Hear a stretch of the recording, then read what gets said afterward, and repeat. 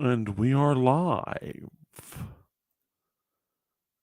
Let's see what we got going on here. Feel free to pass the link along to all your loved ones. We are, and we go right here. Oh, that is a great background. Look at that.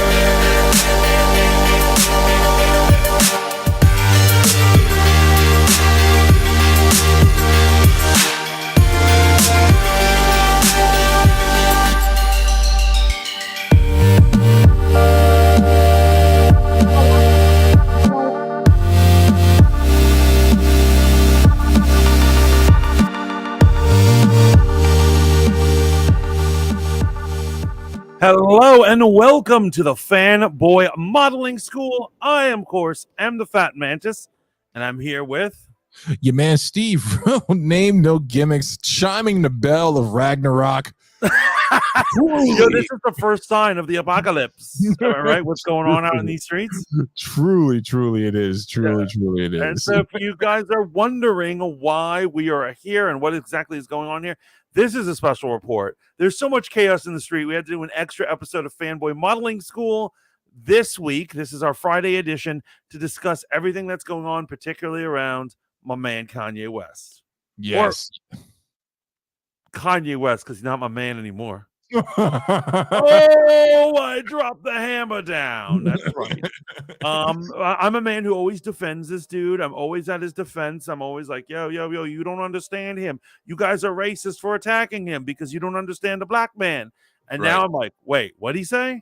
What did this motherfucker say? Shaolin says, well, this is a pleasant surprise. Always good to have you on board. Shaolin Ice Boxer Holler. RM put out some emojis that I don't even know what that is, but thank you so much for stopping in. He goes by Ye now. I know. For a while now, but I've never wanted to call him Ye. It's so stupid. You know what I mean? Like his name is Kanye. It's already a very original name. No, it's true. By any other name. Like as I'm saying, like if you have a boy whose name is Balthazar, he does not need a nickname after that. Look, I'm gasping for words, right? Because I didn't even watch the full clip, right? I watched the bit that was you played the audio during brunch the other day, and it has now become completely clear to me, unequivocally, that this man needs to have the mic removed from him in front of him. And so, some people have literally called me a free speech extremist, like absolutist. I'm not even close to that, because after I saw what he did in Alex Jones, I said he needs to be banned from Twitter right now. Yes, get him out of here. I said this. Get him out of here. Before we get into the madness, obviously this is an impromptu, so I don't have any honorable mentions. I do want to just say to Mantis, cheers, my brother. We're about to go down the rabbit hole here, right? Happy Friday. Few people brave enough to cover this the way that we're probably going to cover it. The exact words Mantis used when he said we're going to do this tonight is an energetic stream, which I know is code switching for get drunk and watch it all burn down. Exactly, and rant. He needs to be forcibly committed. Yeah, they try to, what is it, 50, what is it, 55, 50 him? 5150. Yeah, they wanted to put him on conservatorship. This is all internet speculation, but I am someone that's known many people who have been on conservatorship before, people I've worked with, and in some instances it could be the best decision for a person, right? In other instances it can be wrongfully placed on a person. That is a legal hold conservatorship when you turn over your monetary and all legal rights to a conservator who can make final decisions for you. So at any given point, if I was Mantis's conservator, he said something weird, I'd be like, okay, he's going away for a week or so to recalibrate, and you couldn't do anything about it. That is the exact. I'm sorry to cut you off. That is exactly why I'm so against these conservatorships, because you just said it. I say something weird, and I think it's in America, freedom of speech, freedom to be who you want to be. You should be able to say something weird without being committed. And so before, people said Kanye needed to be locked up, and I was like, no, he's just a weirdo. Right. But now I'm like, he's a weirdo who's gonna get me hurt. Well, there's a difference between saying strange things and saying things that are borderline or psychotic, right? And there's a reason that diagnosis and people get diagnosed with schizoaffective disorder, bipolar disorder, manic behaviors. It's a real thing. I know that sometimes we want to just chalk it up to quack psychology, but Kanye is living proof, man, where he might have some good ideas sometimes, but then there are things that he says that are completely and utterly insane. And showing up to Alex Jones, by the way, with an all-black face mask, looking like your man Ematu Roshi from fucking Ninja Turtles, like a foot soldier. Yeah, like a foot soldier. He's like a new supervillain or something. Some crazy thing. Oh, real quick, I do have one honorable mention. I think you might get a crack out of this because we were talking about this beforehand. So my boss is one of my biggest player haters, but he's also one of my biggest supporters in regards to content creation. So I sent him I don't even think I sent it to him, but he texted me today when I was on my way home, and he's like, "Hey, I'm listening to your Mike G interview episode," and his exact words were, "I gotta admit, you're a good podcaster." And this is a guy who consumes a lot of podcasts. Like he enjoys, really?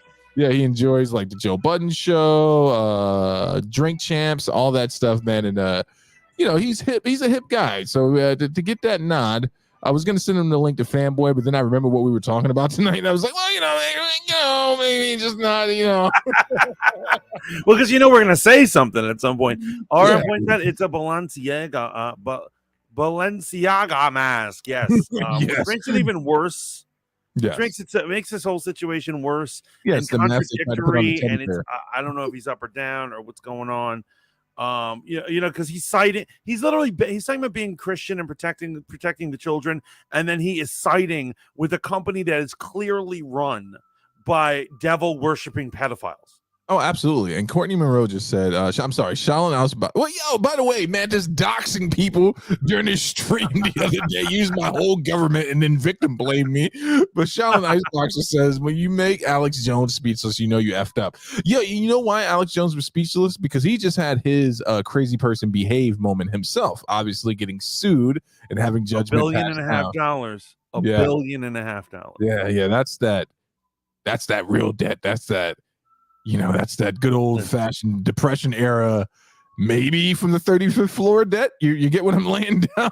Yeah. Oh. RM says the Bibi Netanyahu thing with the net and the Yahoo bottle and the squeaky high-pitched voice left me speechless. That was another plane. That is clearly a man who's losing his mind. Absolutely. Before we get into any more details, because first I want to go through the short history of his current crazy spout, and then we'll show some videos, some more clips of the thing. But before we do, we would love it if you liked this video, subscribe to this channel, keep tuning in to Fight Juice on a Line, the only place you can get Fanboy Modeling School anymore, and the only place you can really get the hottest takes from the Fat Mantis and the Hold Up TV. Yes, indeed.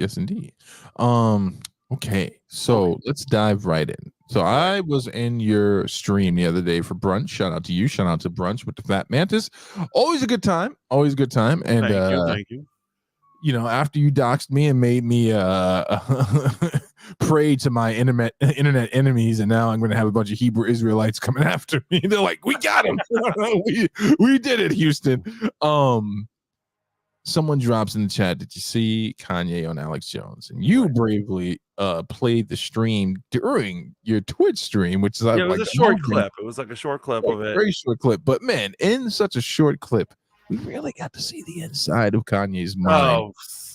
Now but here's what I'm saying. But that is in the short beginning, because I want to talk about how this all started, right? Right. And it all goes back once again, like every like the last couple episodes, it all comes down to Musk, right? Elon Musk decides to unban everybody. He's like, let's unban anybody.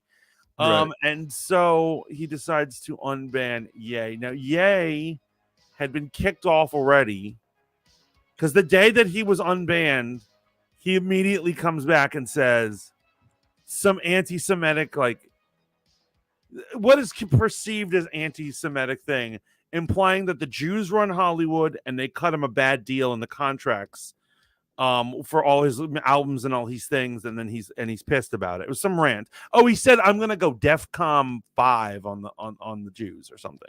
Yeah, I think that was the beginning of this whole thing. That was the beginning of it all, right? And people were like, what the fuck? And then Candace Owens tried to pretend like she doesn't know what DEFCON 5 means. She's like, what does that mean? That could have meant anything, yo. He means buy them flowers and go on a picnic.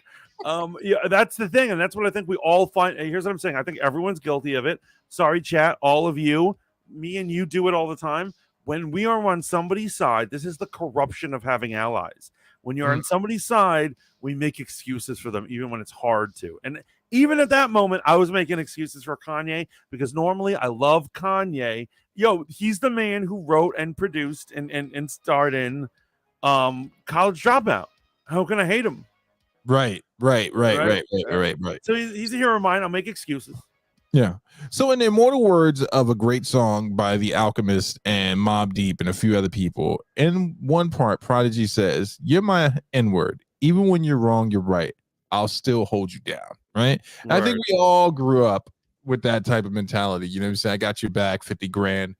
But I'm gonna tell you right now, Mantis, like, I got your back, right? I got your back. But you start saying I've got your back in the face of cancellation too. You know what I'm saying? It's just like, yeah, let's go down the rabbit hole together.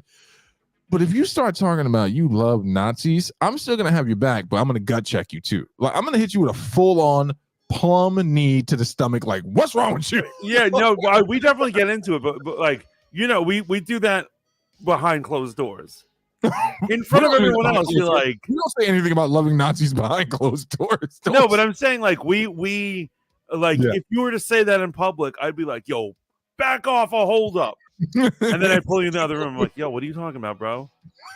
Did you take your pills today? You know, so this man wants to finally explain himself. He wants to get the record straight. And so obviously an opportunist podcaster by the name of Tim Pool, right? Timcast IRL wants to take him on. This guy's like has 3 million subscribers. He's very dry sense of humor, very intelligent guy. Yeah, very intelligent guy. He's not into shenanigans. So, you know, he takes it very seriously. And he's like, let's do this. And Kanye goes. Kanye's on it. I don't know if you saw the thing. He's only on it for 10 minutes. No, really? Okay. He's on it for 10 minutes. And then he starts talking about what the Jews did to him in contracting and like all this other stuff. And then Tim makes the mistake of using the word they. He says, well, they screwed you. And then Kanye goes, well, tell them who they is. And he's like, well, I mean the media. And he's like, no, that's not what you meant. You know who they are. Tell them. And he's like, well, I don't use the word they. And Tim's like, I don't use the word they the way you do. Kanye just gets up and walks the fuck out, right? And on his way, and it's so funny because later on, Tim Pool says this. On his way out, he was so pissed. On his way out, he's walking out, and he grabs a bunch of stuff off the guy's shelf and walks out with it. Apparently, there's a bunch of cookies and some books and stuff. Yes. That's what you refer to as a Haven Boy get back. You're like, you know what? I'm taking all this ramen noodle right here. Back in the day, if we went to a party and it wasn't a good party, we were like, well, we're taking shit. Even if we don't need it or want it, don't need it, don't want it, right? So he walks off a Tim Pool's thing, right? Then I want to say around the same time, if not right before or right after, Candace Owens, who has been a staunch supporter of his, and just like, what did he say? What did he say? She came out and had to make a video where she still got his back. But then she also did the thing where she's like, I have not been good to my Jewish friends. And I was like, oh, shit. Oh, yes, I remember this. I remember being like, because at first it seems like she's totally just protecting Kanye. Right. And I was like, oh, look at the balls on this chick. I assumed she was like sleeping with Kanye or something at that point. I was like, and then suddenly she starts talking about being a good ally to her Jewish friends. Right. AKA her boss. Right. Ben Shapiro doesn't know what the word friend means. He's like, does not compute. Emotion is irrational. So, there's all these things. And so finally he wants to get the record straight. What do you do when you want to get the record straight? You go on Alex Jones. Right. But before that, you go on Drink Champs, get completely blitzed. And just to put poor Noriega in a spot where Noriega's got to make a public apology with 2 blunts in his ear. Yeah. I love Nori. You gotta love Nori, man. You gotta love Nori. So which brings us to Alex Jones. He's on it. That's the thing about Kanye West. That's why you would love why someone would be a fan of him in the first place. He is controversial. He says whatever the fuck he wants. He sometimes makes really valid points, like any psycho. Right. You know, I bet if we heard Jeffrey Dahmer talk to us for like an hour, he's going to come up with one really good point about life, right? I will not publicly agree to that, but okay. Oh, you're too good to take life advice from Jeffrey Dahmer? Yes, 100%. Because I know what's in the tuna sandwich he's eating while he's giving me life advice. Shaolin says she's only saying this because of her boss. She's so whack. Yeah. I mean, here's what I'm saying. I'll do anything for the Dallas. Yes. I'm saying like I'm the type of shill that would be like immediately, but like put out a thing and be like, we need to be good to our Jewish friends, and because I want to keep my job. Yeah, right.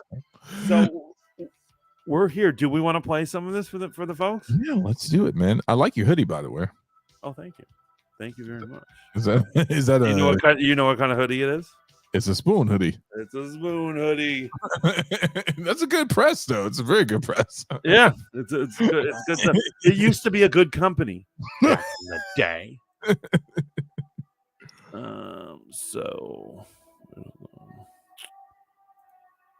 But yeah, no, this is I almost. It's not that I'm scared to play it because I don't care, right? What I am scared of is hearing it. I'm scared of hearing the insanity. It's almost infectious. I feel as if, though, when Kanye speaks, that if I start agreeing with him, I might wake up one day outside of Grace Papaya with one Timberland on and a Nike on the other foot and, a blue turquoise robe screaming that metal detectors steal it lowers your sperm count. You know what I'm saying? It is heartbreaking to watch and to think about, and look at him in the mask. It's the craziest thing ever. It's the craziest bro thing. He's like a villain from G.I. Joe. Oh my god. Right? So you got some info warriors on both sides of you, and you fought for us. You've been fighting this battle for a long time, Alex, and we just got to salute you as a Christian and as American, because you paved the way to make braver soldiers like us today. It's like Terminator Part 10 happening right now. Sorry. Free shipping is back. Okay, we don't need that. Is our guest. He's going to be here, says, for the next 3 hours or so. And is that Fuentes? America First yeah, Nick Fuentes was there and said a few words too. And many others are also not as many words through here today. And Ye has arrived in a new ensemble here with us, but I'll assure you it is Ye. Ye, thank you so much for coming to Austin. See, just right there, this is one of the things I'm talking about, being used as a tool and a mechanism to further propagate insanity on the internet. When you have Alex Jones, the guy who made the comment about frogs and water, right? Mm-hmm. Also, just use a sly comment like that. Ye's here with a new ensemble. These people know what they're doing when they bring Kanye on. They 100% know that this is going to be cannon fodder. They're like, this is content worthy. It's content creation at its worst. It's just crazy. And I want to give first a quick shout out to Princess Bax who showed up. Hey, my favorite fanboys, #fangirls for fanboys. Love it. Do you know who Sydney Watson is? No. She's a conservative YouTuber from Australia.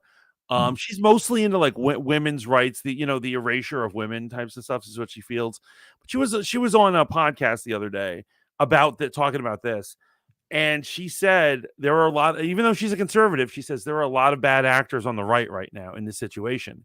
Right. Because she's like, because all of these men, Alex, Nick Fuentes, Trump, they're all using this man who clearly has mental health issues.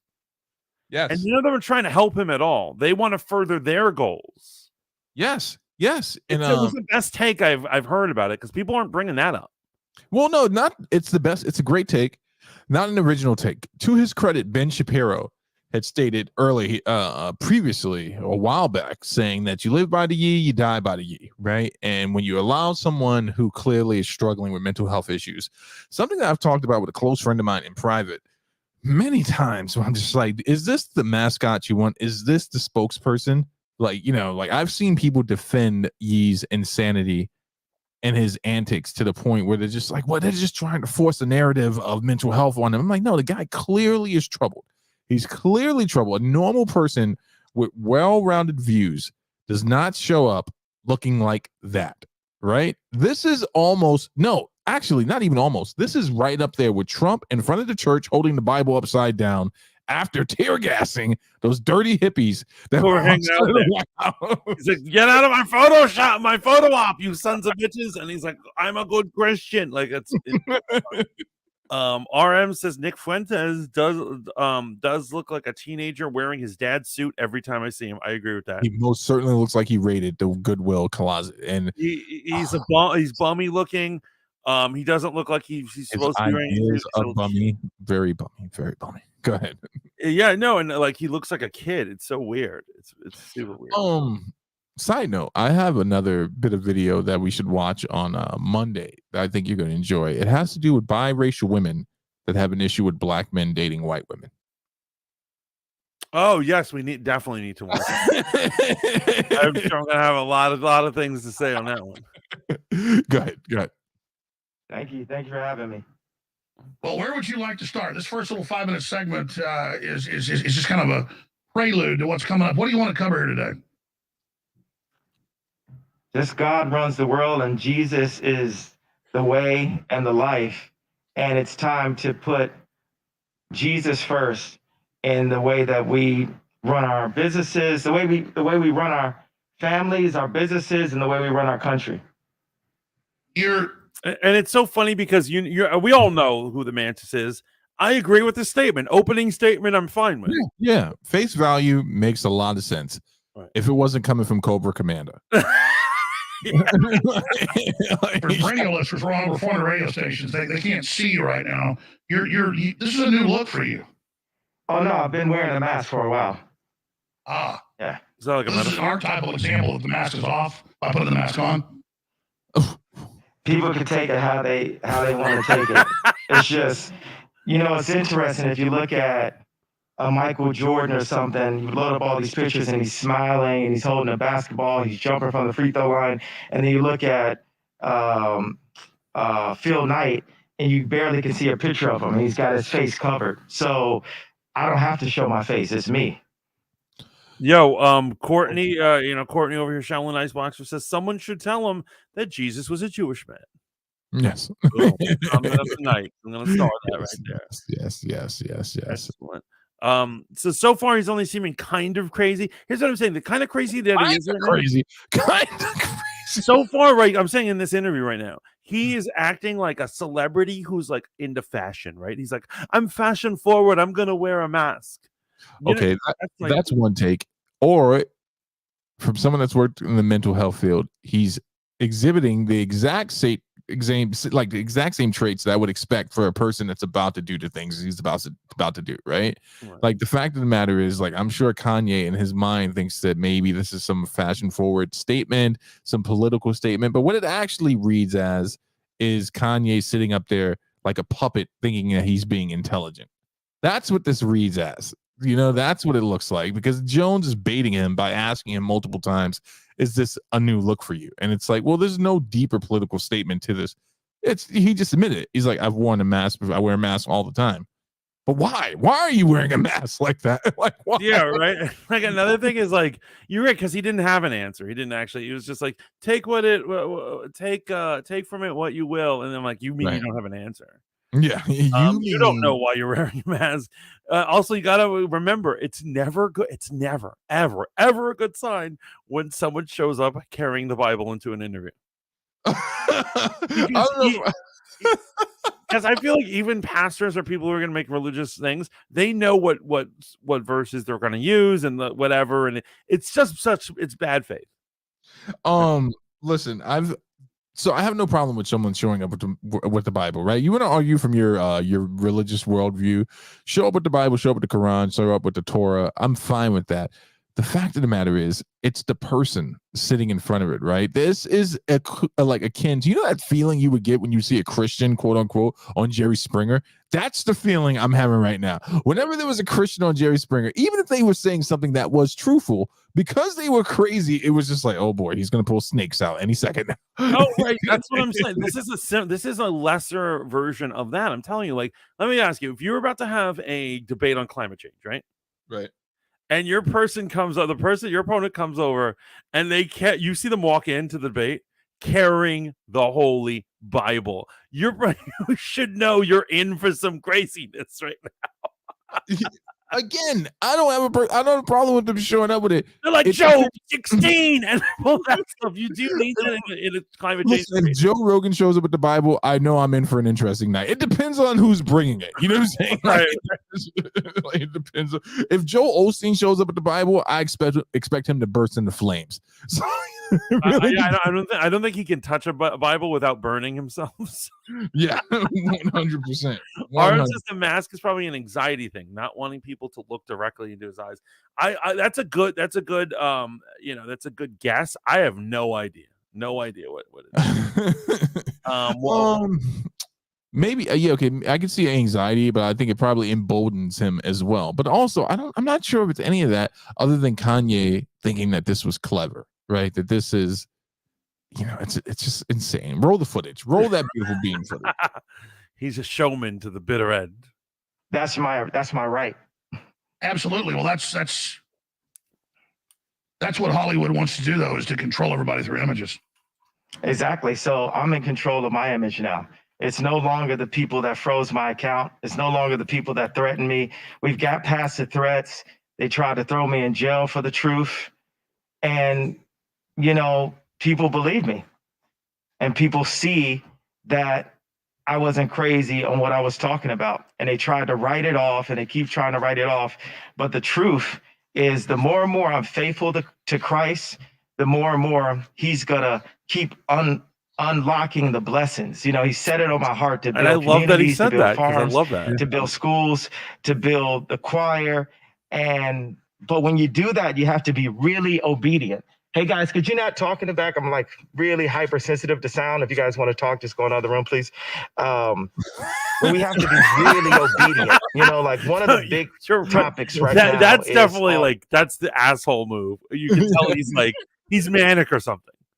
Well, that was probably the most reasonable thing that's happened, right? If I'm doing an interview with Alex Jones, I want my full attention on Jones, right? I don't know. And here's the thing. You should not be the person saying the craziest things. You're up there with Alex Jones. That's what he's known for. If I go on Jesse Lee or Alex Jones, you know who Jesse Lee is, right? That old black man that came up with the term beta.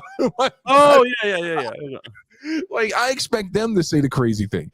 You should not be the center of attention and the crazy, right? This is where it gets cringe because just watch what happens when all of the because I ain't never seen him nervous or scared before, Alex Jones. And my take on that is, there's one place in the Bible where it says God sees sin differently, and there's another place where it says, let me get out my phone. I can really pull up the exact thing it says in the Bible. The general gist, and we'll get back to it after the 5-minute break, is that you have to stay strict to everything and remove as much sin as possible in order to serve God. And when people look at pornography, when a grown man is looking at a grown woman have sex on camera, you're still looking at someone's daughter, and you're looking at a lot of times someone that is the product of pedophilia. So people will engage in going to strip clubs or looking at pornography, but then the moral compass is like, oh my God, look at the pedophiles. But in a way, anybody who looks at pornography is a form of a pedophile also. Right now. Let's pause it right now. Now, see, this is a true statement, right? True statement. We've all struggled. Well, not all of us. I've struggled with pornography. Everyone's had I think most people have had their instances where maybe you're looking at stuff where you're like, this is questionable. Should I be watching this, et cetera, et cetera. He's not saying anything that's insane. It's just, why is he saying it, right? Yeah, because it did come out of nowhere. It was it was not what he was talking about, and suddenly we're on pornography, which I think made everyone a little uncomfortable. However, once again, I gotta say he's starting off with very good basic Christian ideals, which I'm not going to give major pushback to anything he's really said. So far. Absolutely not. Absolutely not. There are just some red flags that he looks like he might, he might shoot up the place. Let's bank it all in. It's very simple. We're not going to be talking about all this moral code and these standards right here. It's either Christ said so or Christ said no. Yay, powerful information. I totally agree with you. Back in 60 seconds to join over 400 radio stations. Nick Fuentes in the studio. Everybody, tell everybody you know, tune in now, infowars.com. I didn't know people still played Infowars. Let's break the internet today. Stay with us. I thought he was like well, make no mistake, this Thursday, December 1st, 2022 broadcast is beyond the Twilight Zone because truth is stranger than fiction. Yay. Maybe more controversial than Alex Jones or Donald Trump now. I mean, we're about the most controversial people in the world. And obviously, the most attacked and demonized. He's here. Nick Fuentes is here as well. America First. We're going to have Ali Alexander on, Owen Schroyer. This thing's going to go for the next 3+ hours as long as Ye wants to go.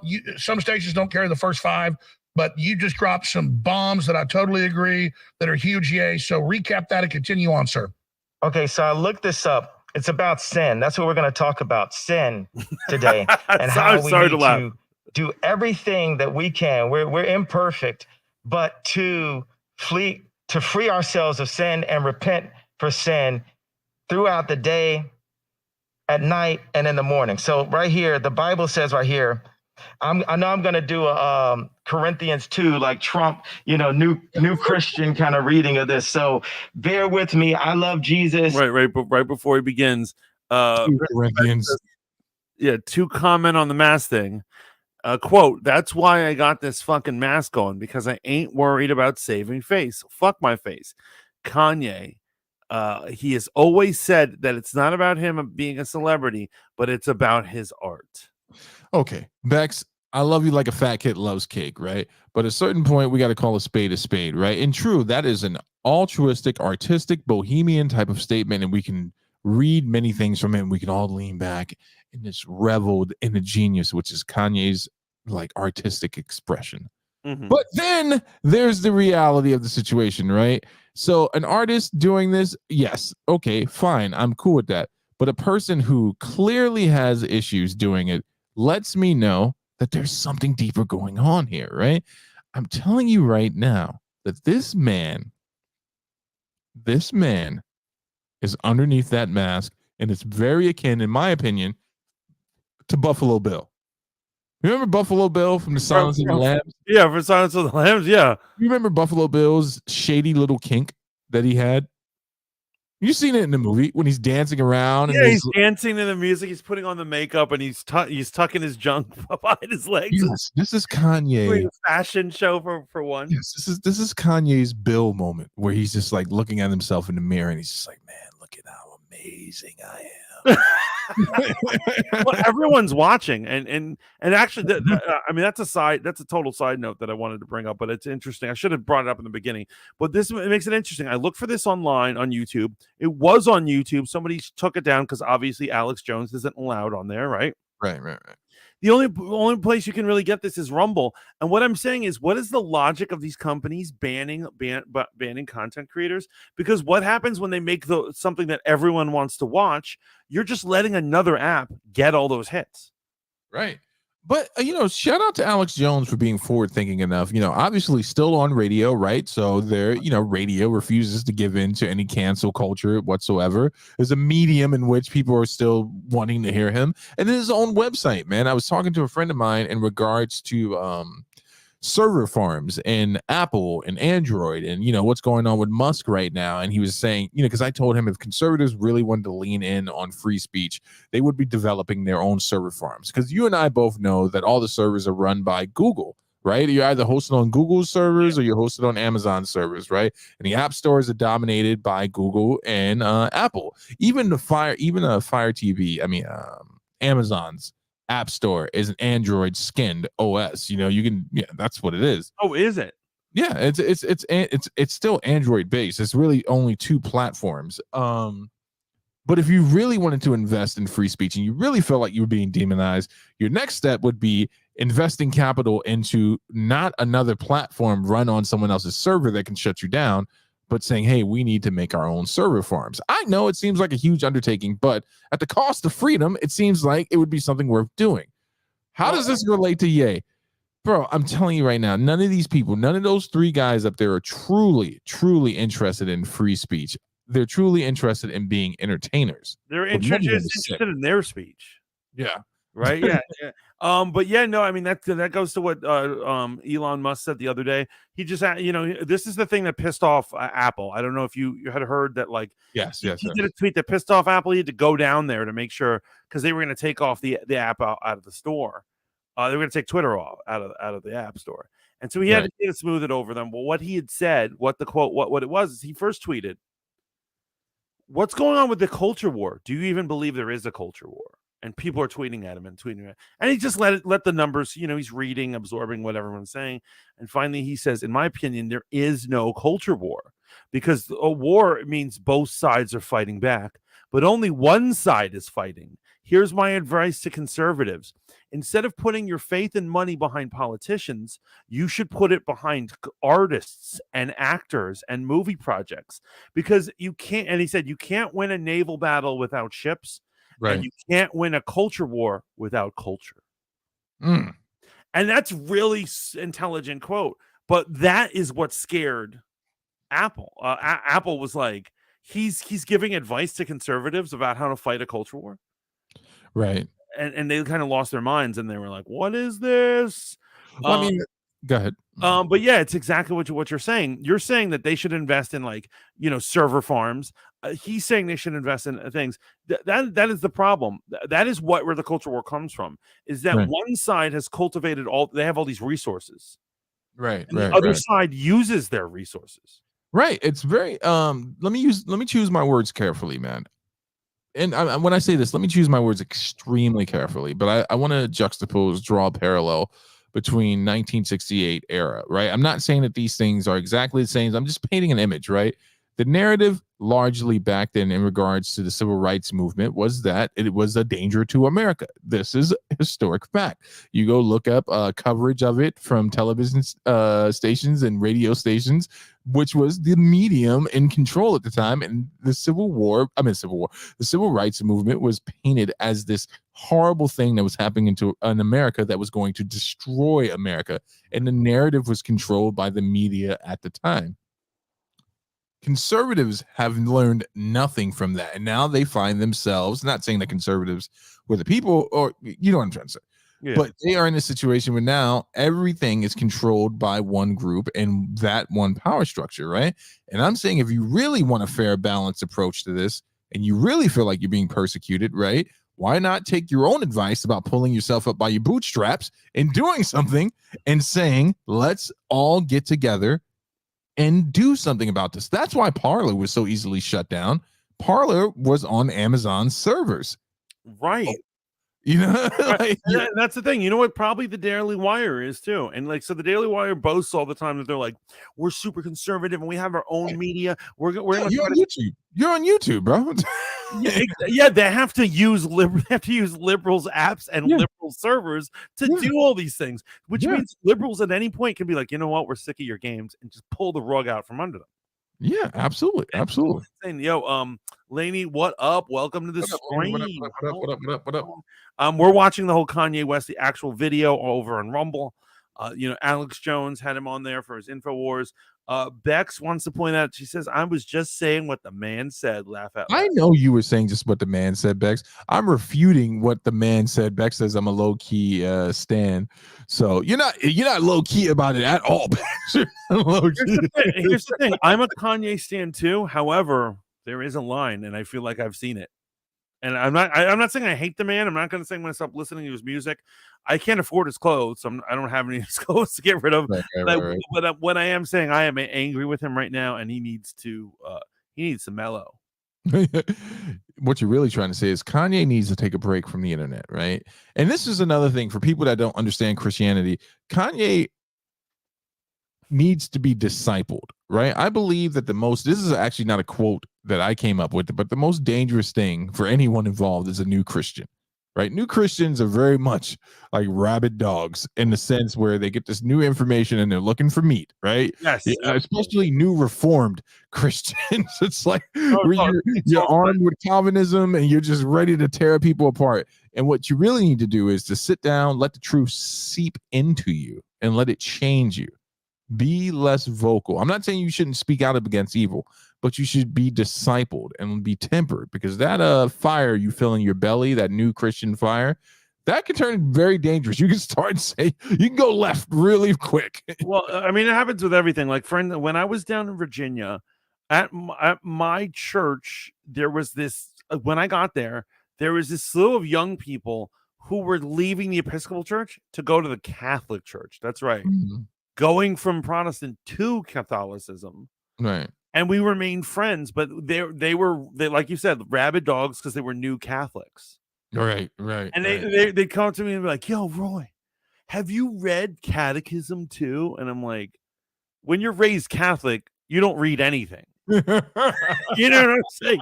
You go to church, you get on your knees when they tell you to. You know what I'm saying? You take the communion in your mouth when they tell you to, and you just follow orders. It's a convert who's going to read all the books. Right. And they were so excited because they had new knowledge, like you said. They were thirsty for knowledge, and they found it, and they're reading all these books, and they're talking about what Thomas Aquinas. It was them who taught me what Thomas Aquinas was and what he did. Yeah. I had been a lifelong Catholic and had no idea who this dude was. Yeah, they have sought knowledge and gained it, but they do not have wisdom. Right? Yet again, not an original Steve quote right there. They have not wisdom. And Kanye lacks wisdom. He has a lot of information, right? He has a lot of knowledge, but I don't think he's gone through the emotional maturity of a Christian. And inevitably, there's going to be some Protestant that comes from me. Show me in the Bible where it says emotional maturity. Well, it also says, let your, in Romans 12, be renewed, be changed by the renewing of your mind, right? And the renewing of your mind is being renewed in Scripture, man. And that involves being discipled. That involves you knowing that you're not just speaking on behalf of yourself, but you're now proclaiming to be a Christian and speaking the word of God. So you better make sure the things you're saying are of God and not of your flesh. And I think Ye, besides his mental health issues, is very much in his flesh. Why else would you be sitting up there with Alex Jones and Nick Fuentes? Right. Because that's another thing. I understand that Bex put out this thing where she's like, it's all about the art and his message and not about him. She was quoting Kanye. Yeah. Right. I know. But what I'm saying is, I know that's a quote, but what I'm saying is, it is so much about him. The poor guy doesn't even understand it's about him, but this is about narcissism and him. Right. And when he now that he has no platforms, that's why he's going to Alex Jones. Because he needs a platform for his words, not God's words. Yeah. Good point. Laney says, hey-o. Shellen says, nah, F Kanye. His first 4 albums are some of my favorite hip-hop albums of all time. I agree. I wouldn't say I think he's a god, but I'm saying like I really thought he was the greatest shit ever for many years. I'm pissed that I can't enjoy them anymore. I can totally enjoy them. I can totally enjoy them because that was him, I guess, on medication. Oh man, greatest Kanye quote: "If my boss insults me again, I will be assaulting him." Yes, I love my manager up, then I'm gonna shorten the register up.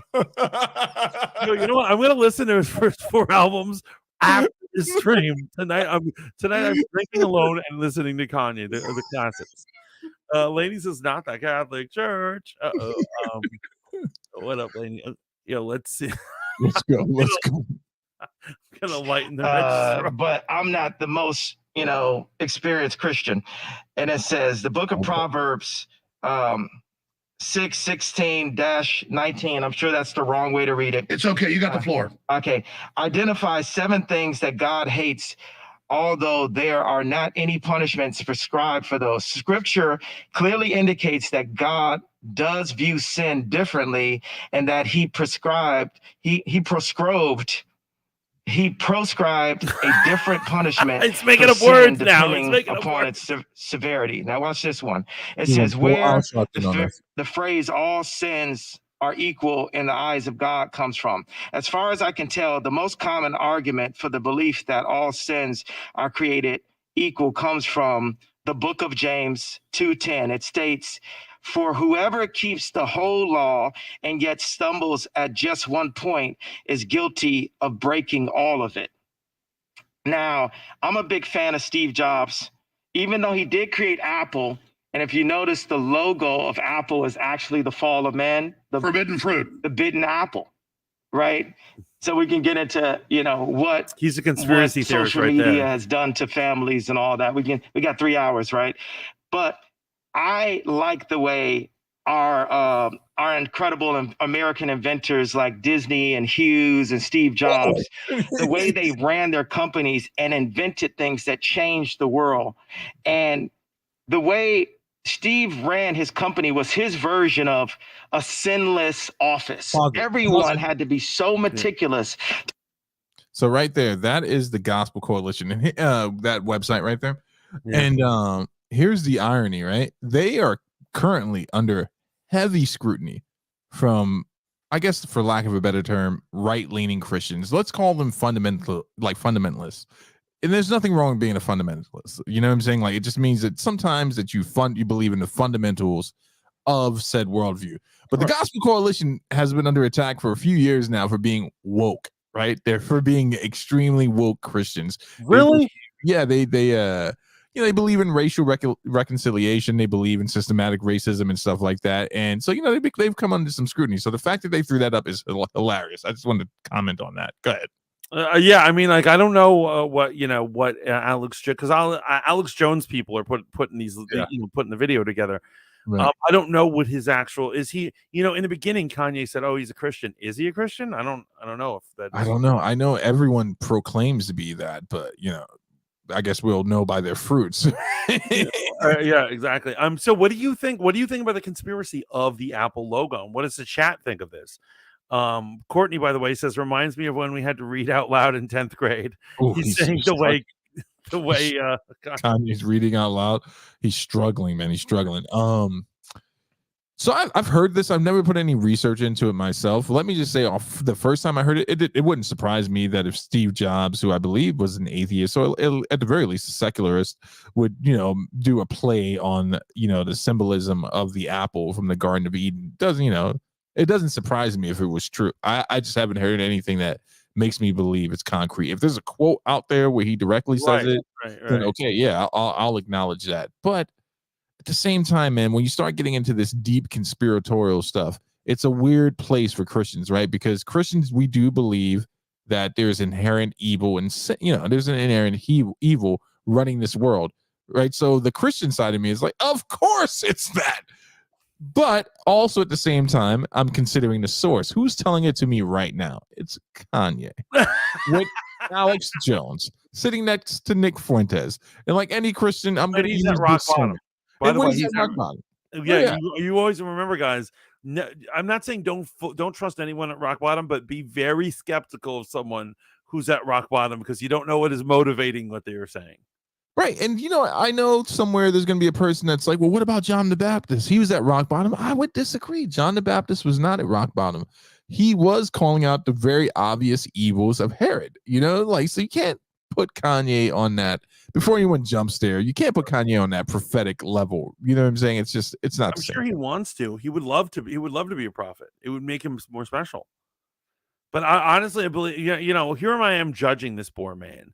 But the truth is, I think it's obvious when I'm watching him that he has the sin of ego, man. He has this hubris about him.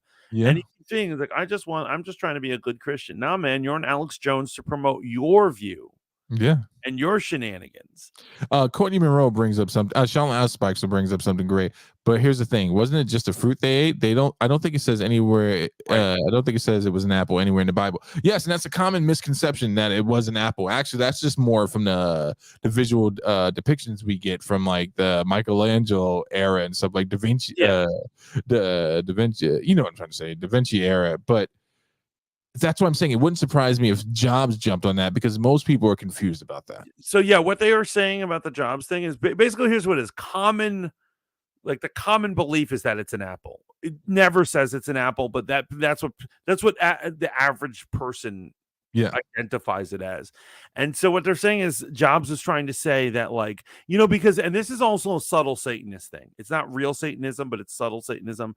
And the idea is that they criticize the idea that like, why do Christians hate that they got knowledge? They should be happy about the knowledge. And so they're saying that him being a secularist was like, my company's going to give you that forbidden knowledge, man. Right. I got it right here. And so whether it's an apple or not is meaningless. The point is they're arguing he put an apple because everyone identifies that as forbidden fruit.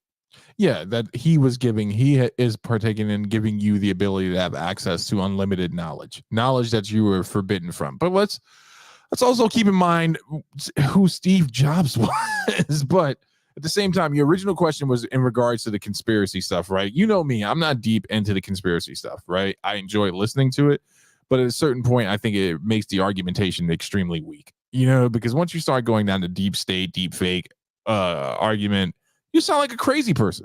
And then you might find yourself sitting next to Alex Jones and Nick Fuentes. Here's what I'm saying. If I am ever canceled really into the dirt, right, where I was once a billionaire and now I'm like barely a millionaire, I might go on Alex Jones. Now I won't go with white supremacists, but I'll go on Alex Jones. Here's the thing about conspiracy theories. Right. I think we should take them in consideration, but don't be obsessed with them and don't make them sacrosanct. Obviously, there needs to be evidence, but I do want to hear what people are thinking.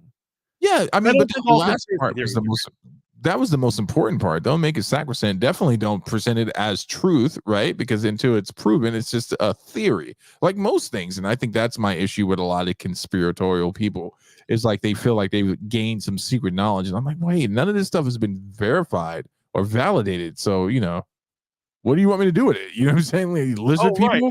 Right. If you say so. What's the point if there is no evidence to any conspiracy? Well, exactly. It's just people just blowing smoke. Exactly. Play that beautiful bean footage. To be able to take what was 10 things at one time and put it in the palm of our hand. Think about an iPhone. It's your fax. It's your email, it's your phone, and now it's 1,000 things. Yeah, it's your camera, it's your flashlight. Yeah, it's like 1,000 things in it. But he had to have his army go in with a sinless approach. And right now, God called Gideon to make an army, the 300, the real 300, not the movie version, that were all focused on serving this mission at the time. So we have a mission right now to save our families from social media, from Zionist control, and bring Jesus Christ back to the forefront. And we're protected, as a cheesy Christian, yeah, even that last part of his thing, I'm like, Zionist we need to bring Jesus to the forefront. As you know, I recently went through like a thing against progressive Christianity, right? Right. Where I realized, I said, what am I learning at my church? These people are trying to de-emphasize Jesus. I'm all about the Jesus. So right now he's saying things that appeal to me that I like. Right. He hasn't fully, he does seem nuts, right? He definitely, but even like, when you're walking down the street and there's a street preacher who's like a homeless person, right? Even they sometimes say like great things. Like they'll say the right thing to you at the right time, and you're like, thank you for saying that. Yeah. They're like, bless you, and you're like, thank you. Yeah. I needed to get a Snickers bar. I appreciate your blessing.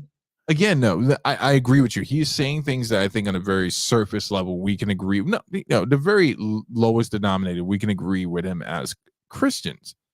But at the same time, listen to what he also said, the Zionist part.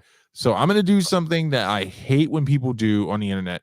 But because I'm familiar with the speaking and talking points of Nazis, I know that once someone throws out the term Zionist, right, we know where we're headed. Almost 9 times out of 10, I've never heard that term used in a good way, in any other way before some really, really gnarly stuff is about to be said. Even Zionists don't call themselves Zionists. No, absolutely. They will never use that word to phrase themselves. It's someone else, Yeah, absolutely. Which, by the way, I don't know if this is true, but I had heard, from a Mormon that they actually said they're like, we don't call ourselves Mormons. Other people call us Mormons. I don't care what anyone calls those people. As long as they don't call them Christians, that's all I care about. That's the thing. They want to be called Christians. They're like, we want to be called Christians. And they're like, people call us Mormons to separate us from it. And I was like, listen. I have been completely transparent, even from the Spoon days. Do not look to me for the example of Christianity. I curse, I swear, I do a podcast with Mantis. It's an uphill battle. Send to the hell, bitches. But I will tell you this, man. For you to call yourself a Muslim, you must adhere to the tenets and teachings of Muhammad in the Quran and the Hadiths, right? To consider yourself a Jew, you must adhere and completely be obedient to what's taught in the Torah and the Tanakh. And I forget the name of their secret book. It every time I need to say it out loud, but it's the oral traditions passed down, they believe, from Moses. I forget what the name of it is.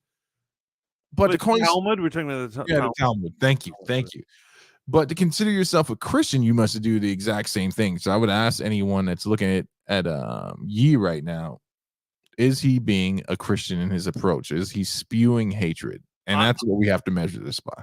And beyond the hatred, because right now he's doing hidden talk like Zionist. If you're a normie, most people don't even know what a friggin' Zionist is. They don't really get that talk. But I will say this in general, and I know that I sound like an old an old crazy fanatic or something. But I think a man who comes to you in a mask is not, it's not the Christian way. Jesus is about the truth. As you know, that was one of my issues with progressive Christianity, because things are hidden when they sell things to you. And to be honest, Jesus would want us to be truthful in all manners, and therefore come to people unmasked and blatantly. And if somebody asks you, what do you want? Instead of being sneaky about it, say, I'm a servant of Jesus, and I'm trying to bring you the word of Jesus. No, absolutely. Very well said, Mantis. Very well said. Thank you. I don't have security. My security is the angels. My security is the fact that I didn't load up pornography last night. And I said, this addiction is going to have to flee from me. This addiction since I was 5 years old that has destroyed my mom and my dad's family, that destroyed my family. Like, when I take full accountability for the destruction, like, of my marriage, I'll point at the liberals and say, you took my wife from me. You know what took my wife from me? The fact that I was married to this beautiful person, but I felt like it wasn't enough. I felt like I still needed to look at pornography. In some way, I'd say to her, well, stop making these images, stop breaking the internet. That original term comes from my ex-wife actually having a nude photo that I didn't know about, that someone used her and put her on a magazine. But there's somewhere where she's like, well, if my husband is looking at this, I still want to be like the girls that are doing this. And this becomes people reliving the traumas, pushing the addiction. The pornography industry is not even a big industry. It's like less than $10 billion, right? So that means that it's not used for prosperity, it's used for disparity. By the way, George Orwell wrote in 1984, and he'd been the number 2 guy in PSYOPs for OSS and ran propaganda for the British government. But he found out that he didn't like Hitler, but he found out that they were actually manipulated and created him. He didn't like the communists had been one of them. He found out the British intelligence had actually created that and done that. And he explained in 1984 that pornography is something to destroy families, destroy our souls, and get us to commit. The true crazy is about he wasn't even a big Christian, but get us to debase ourselves so that they could control us. Absolutely. You got alcohol and pornography are these legal drugs. Alcohol is a spirit. We're gonna go into the spirit of alcohol. But let's just go to the facts today. Let's not just even do opinions. And I love how you brought that in, because now you got God's warriors coming together. Right now, okay, Nick Fuentes doesn't have a Twitter account. Alex Jones doesn't have a Twitter account. But hey, guess what, Elon? I got a Twitter. And today I'm gonna have Nick and Alex tweet from my account. You like that? Violation of service. Get them checked. Oh my goodness. I'm all about free speech and the great. So already, like, obviously he ends up getting banned. We all know this. Chris Jones says Kanye is nuts, period. He is acting as a Christian. Fuck no. Hate groups are praising this fool. Yeah, no, it's crazy. Hold on. Shout out. I know who you are, Chris Jones. If this is who I think it is, shout out to the Triple OG Teardrop showing up for the stream. What up, my brother? Go ahead. I'm sorry, bro. Yeah, no, it's true. What he's saying, what Teardrop is saying, is absolutely true. Hate groups are praising him. They're all coming out of the woodworks. To be honest, you know me. I'm all about free speech. I'm not a usually sensitive guy. After this, so many people were defending Kanye on Twitter. I had to just start unfollowing people, right? Because they were defending his activities in terms of like the whole like Nazi thing, and they're like, "What's wrong? What's wrong with praising Hitler? I don't get it." And I was like, what? Well, yeah, that's what some people were saying. So wait, were these like America First people? Then I would say to them, okay, then what's wrong with people praising Bin Laden? There's a parallel we can draw there, right? I mean, the body count isn't the same, But I noticed that America First people take huge umbrage, if you were, with people exalting the Taliban. But from the vantage point of the person that's the freedom fighter or thinks they're the freedom fighter, they're saying the same thing that you're saying right now about. Go ahead. Well, I would say for a freedom fighter or whatever, obviously you want to destroy other freedom fighters because here's what I'm saying. The only logical sense is to allow your culture or your ways to proliferate. And so therefore, if there's somebody fighting against you, there's a lot of like, I'm going to say this is liberal and very left. People are like, the poor freedom fighter, we need to, wouldn't you do the same? I would, but I was born over here. So I'm going to bomb the freedom fighter. No, I'm not disagreeing with that. What I am saying is I'm taking an attack at the argumentation of someone that might be America First that's saying, or the person that said to you that you unfollowed, what's wrong with praising, right? Well, I'm like, well, then does your argument stand up, against your own scrutiny? So the next time you see someone saying that, communism works, right, and they want to worship Chow, or you hear someone defending the fighting rights of some Middle Eastern kid and, and they've adopted the ways of ISIS or the Taliban, then I would say does your argumentation stand up against your own scrutiny?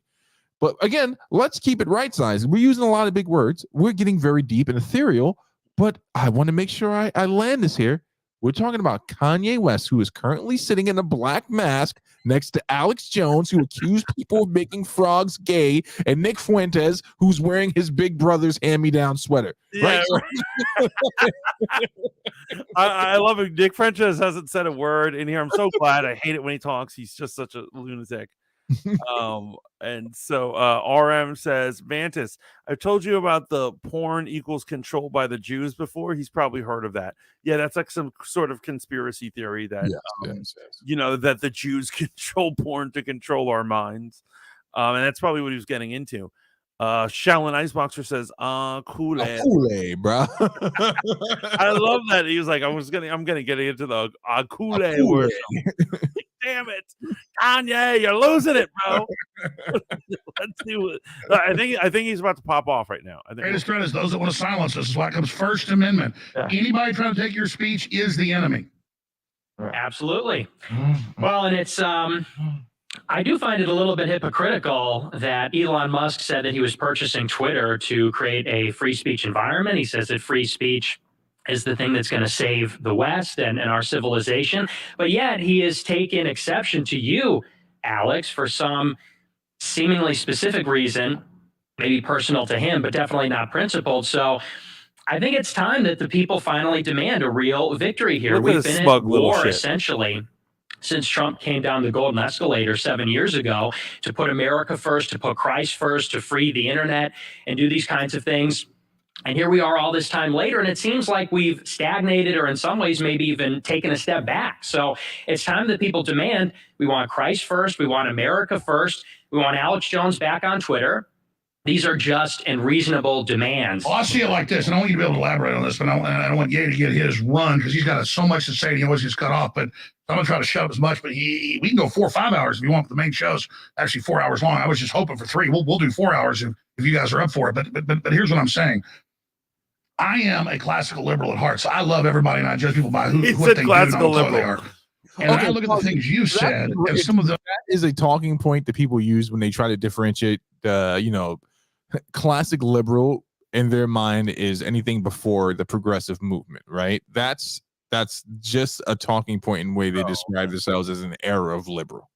Okay, I'm sorry. Yeah, because as you know, I used to be a card-carrying Democrat back in the day. I know you used to whip that card out every chance you got. I used to be at dinner parties and be like, "Watch out, bitch! Watch out!"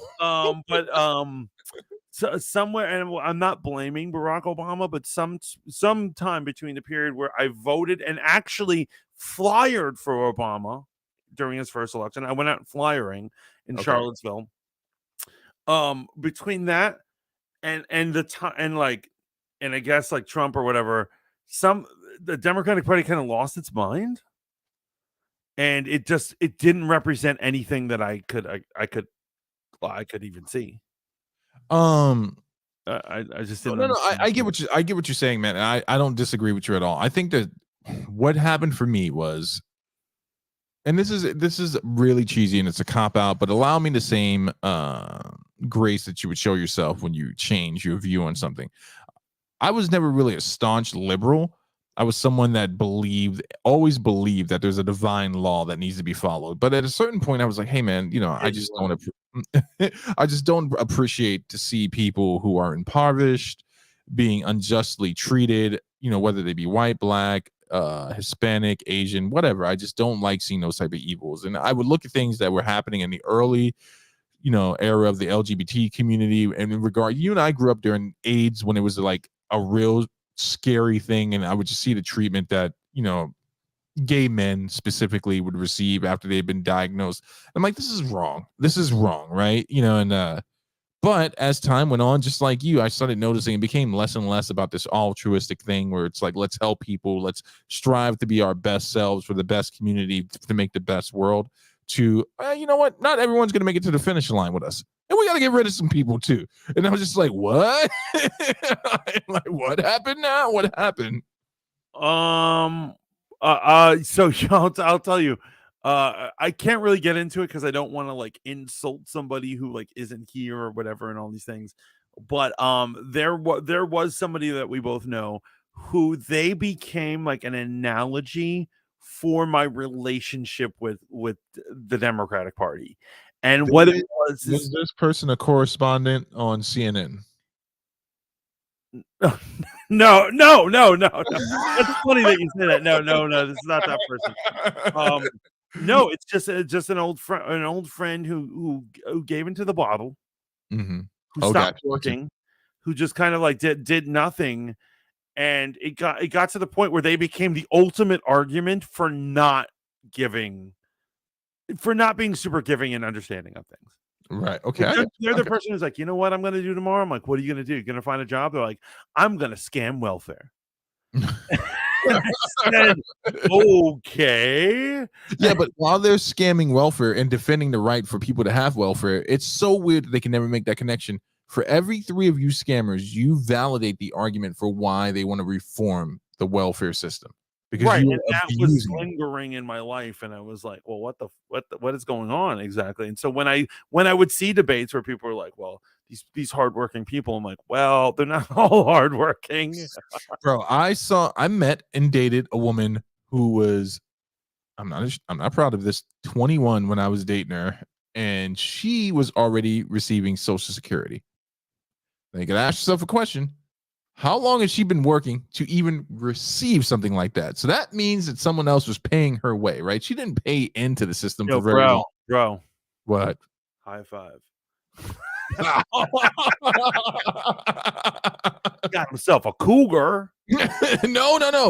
No, she was 21, bro, and she had been diagnosed with a mental health issue, and she was. Oh, I thought you meant it was like an older woman that you're. Oh, well, way to go. She was receiving, and I misread that whole thing right there. Listen to me. I'm all for the aid of the mentally people who are dealing with mental health issues. I understand that it's a charitable thing. I am willing to pay into that system out of the form of charity, whether it be forced or not.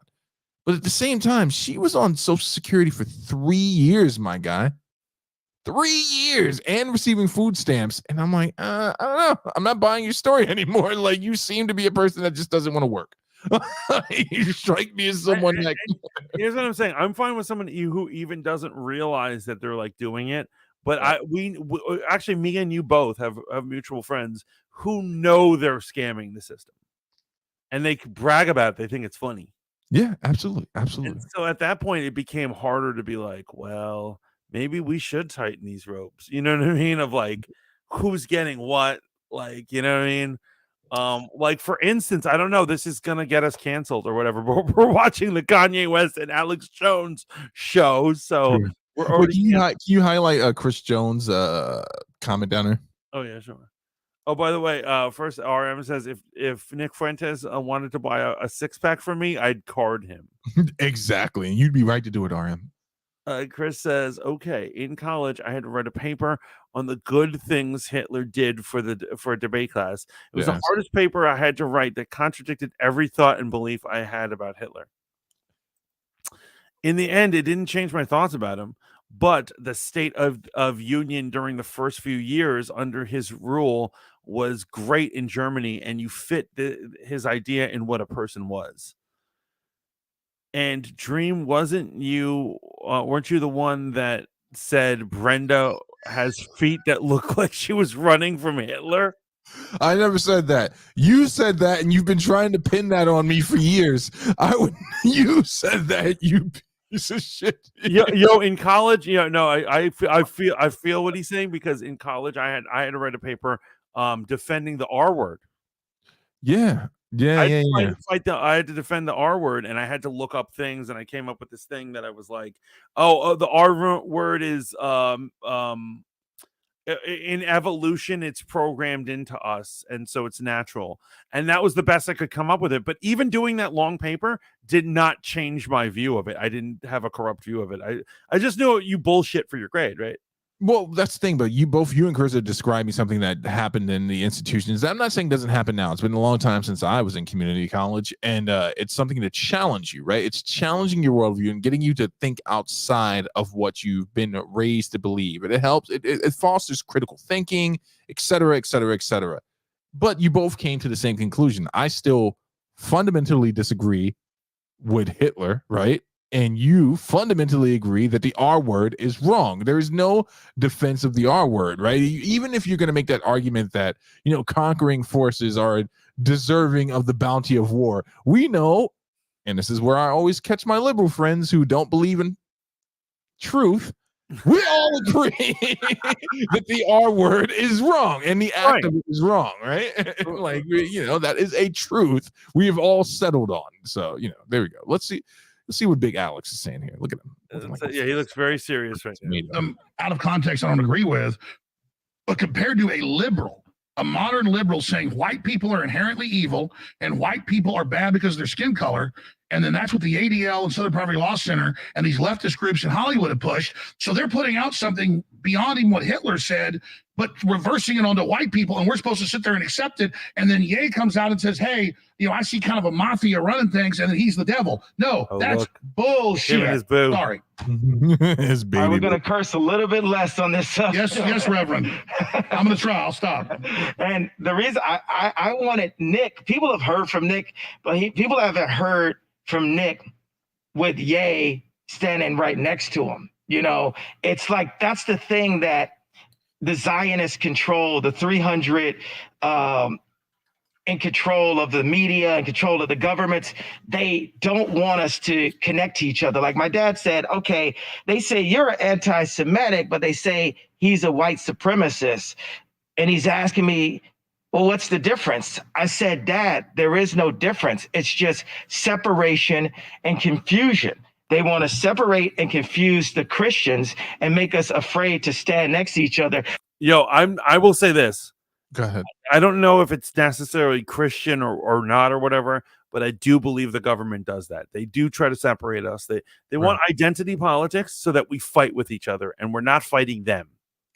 Well, I mean, before the term, became popularized, like identity politics, we all agreed that, in our generation, for sure, we agreed that the government wasn't giving us all the information, and they played parties against each other.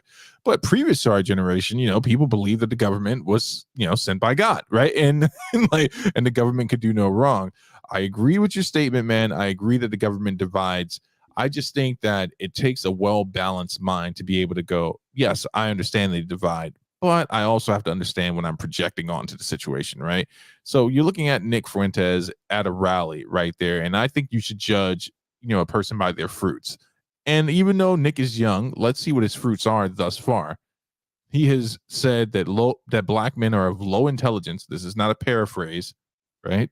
Yeah. He has said that most white women that he know that he has seen that date black men suffer from domestic violence. Someone get me the numbers. I don't know if that's true. But there's a narrative that he's spinning there, and these were in response to questions that he was asked. So I would, as a Christian, pray for Nick Fuentes, but I would also rebuke him strongly. And Kanye, again, is showing his ignorance here, right? He's trying to mend fences with a person that necessarily, I don't believe, from my opinion, wants to actually have anything to do with Kanye on a personal level. This is more social capital. Oh, absolutely, absolutely. He's using him. He's one of these users that they were talking about.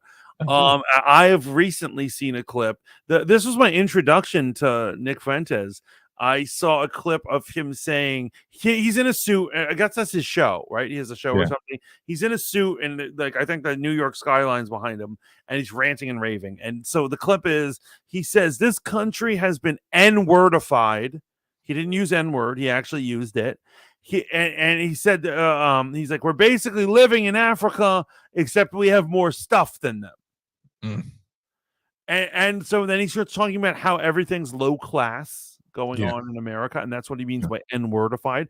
So he had no problem using the N-word like that. Right. That was my introduction to the guy, and I was like, here's what it is. I actually do defend a fair amount of people who are accused of being white supremacists, because a lot of times they're not white supremacists, they're just like super conservative groups or something. Right. But this dude is a white supremacist. He has like a Hispanic last name. I don't know what's going on with that. Because he's a Spaniard. That's what's going on with that. Oh, he's Spain. I don't know if his family actually hails from Spain, but his last name is as you see it. So he is of some form of Latin descent. Now you do with that information as you will, and run with it. I don't know what else to tell you, man. His name's not Murphy. It's not O'Malley. He looks like the whitest kid I've ever seen. Well, Spaniards are white. They are the whitest Spaniards. I always forget the Spaniards. Because we live in America, we think of South America and Central America, and then, and then when a Spaniard walks up, they're like, "I'm from Spain, Colombia, no, Spain, Mexico, Spain, what?" And I just forget it exists. I forget that Spanish is a language spoken by white people. You know what I mean? Very good. The Latin. You read in Latin for a little while as a kid. I remember this about you, right? I used to take Latin when I was younger and stuff. And I remember you telling me that. I was like, "Well, good luck with that dead language. I hope it gets you somewhere." It's supposed to make you refined. Like Nick Fuentes. Let's see what Cobra Commander has to say. A Christian can stand next to anyone. We can go visit R. Kelly in prison. We can go talk to Harvey Weinstein. That's what Jesus did. Yes, because Jesus can save everyone. But if the Zionists can get us so afraid that they're going to do what they've been doing to me, attempting to put me in jail, freeze my accounts, smearing me on the media, he's all about the accounts, which means he's all about the money. You put on the whole armor of God, and they will not be able to break your spirit. And by the way, we could do 3 hours on this subject, and you do 5 hours on it. And let's just get it all going now, because I want to get into everything about your plans to try to bring jobs to America, unifying people, running for president, all those other issues. Wait, before we let him go any further, real quick, coming from Chris Jones, the government seems to divide us by race to avert the real issue of classism. Absolutely, 1,000%. Yes, love it. Teardrop, yeah. As we worry about color and not focus on the top 1%, X critical race theory. Absolutely. So yes, you have people being like, "Oh, look at this white ass. Fuck white people," or other people like, "Look at the N-words over there. They're so uncultured." But they don't realize it's really about class, and you can actually buy your way into class. Yeah. And so for anyone who watches Atlanta, I freaking love that, because there's a scene where this guy's talking about basically he's talking about a town of black people who were becoming affluent, and they were destroyed by the white man, right? And so it's not Black Wall Street, but it's a similar story. And he says, and they were so close to becoming white.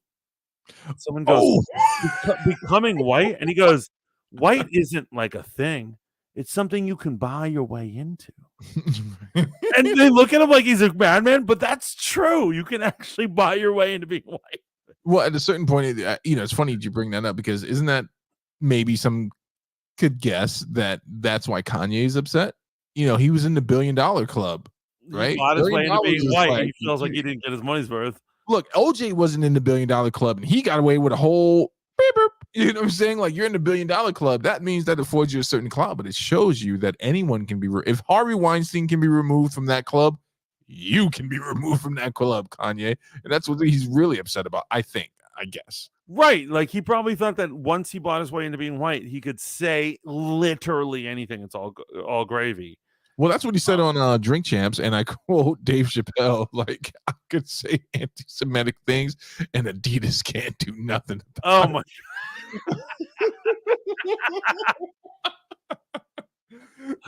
the Black Illuminati voted out Kanye. Well, shout out to Alvin Taylor, one of my first interviews. You probably saw him in the last episode of Conversations where we is Black Thug Culture. It's thug culture ruining the Black community, but he pointed out the Black bourgeois. What is it? Bourgeois. How do you pronounce it? Yeah, bourgeoisie. And then he was, he really took strong umbrage with the Black upper echelon, saying that they were a real issue for us. So did they buy themselves into whiteness? I don't know. Did Beyonce buy it? Did Bruno Mars buy himself into whiteness? I think they all bought. Now, do you do the spirit cooking before you buy yourself into whiteness, or where does that fall in? Like, is that a Thanksgiving thing for the rich elite, or what do you think there? Basically, if you have any leftover Black rituals or Black thoughts or minority rituals or thoughts, you just keep it behind closed doors as long as the white man, other whites don't see it. Right. But Beyonce definitely bought her whiteness. Like straight up, sorry, Beehive. Sorry, I know you're gonna come for me, but yes, she definitely bought her. She bought a ticket to Whiteville or whatever. I love it. Check this out. I think the interview is about to pop off right now.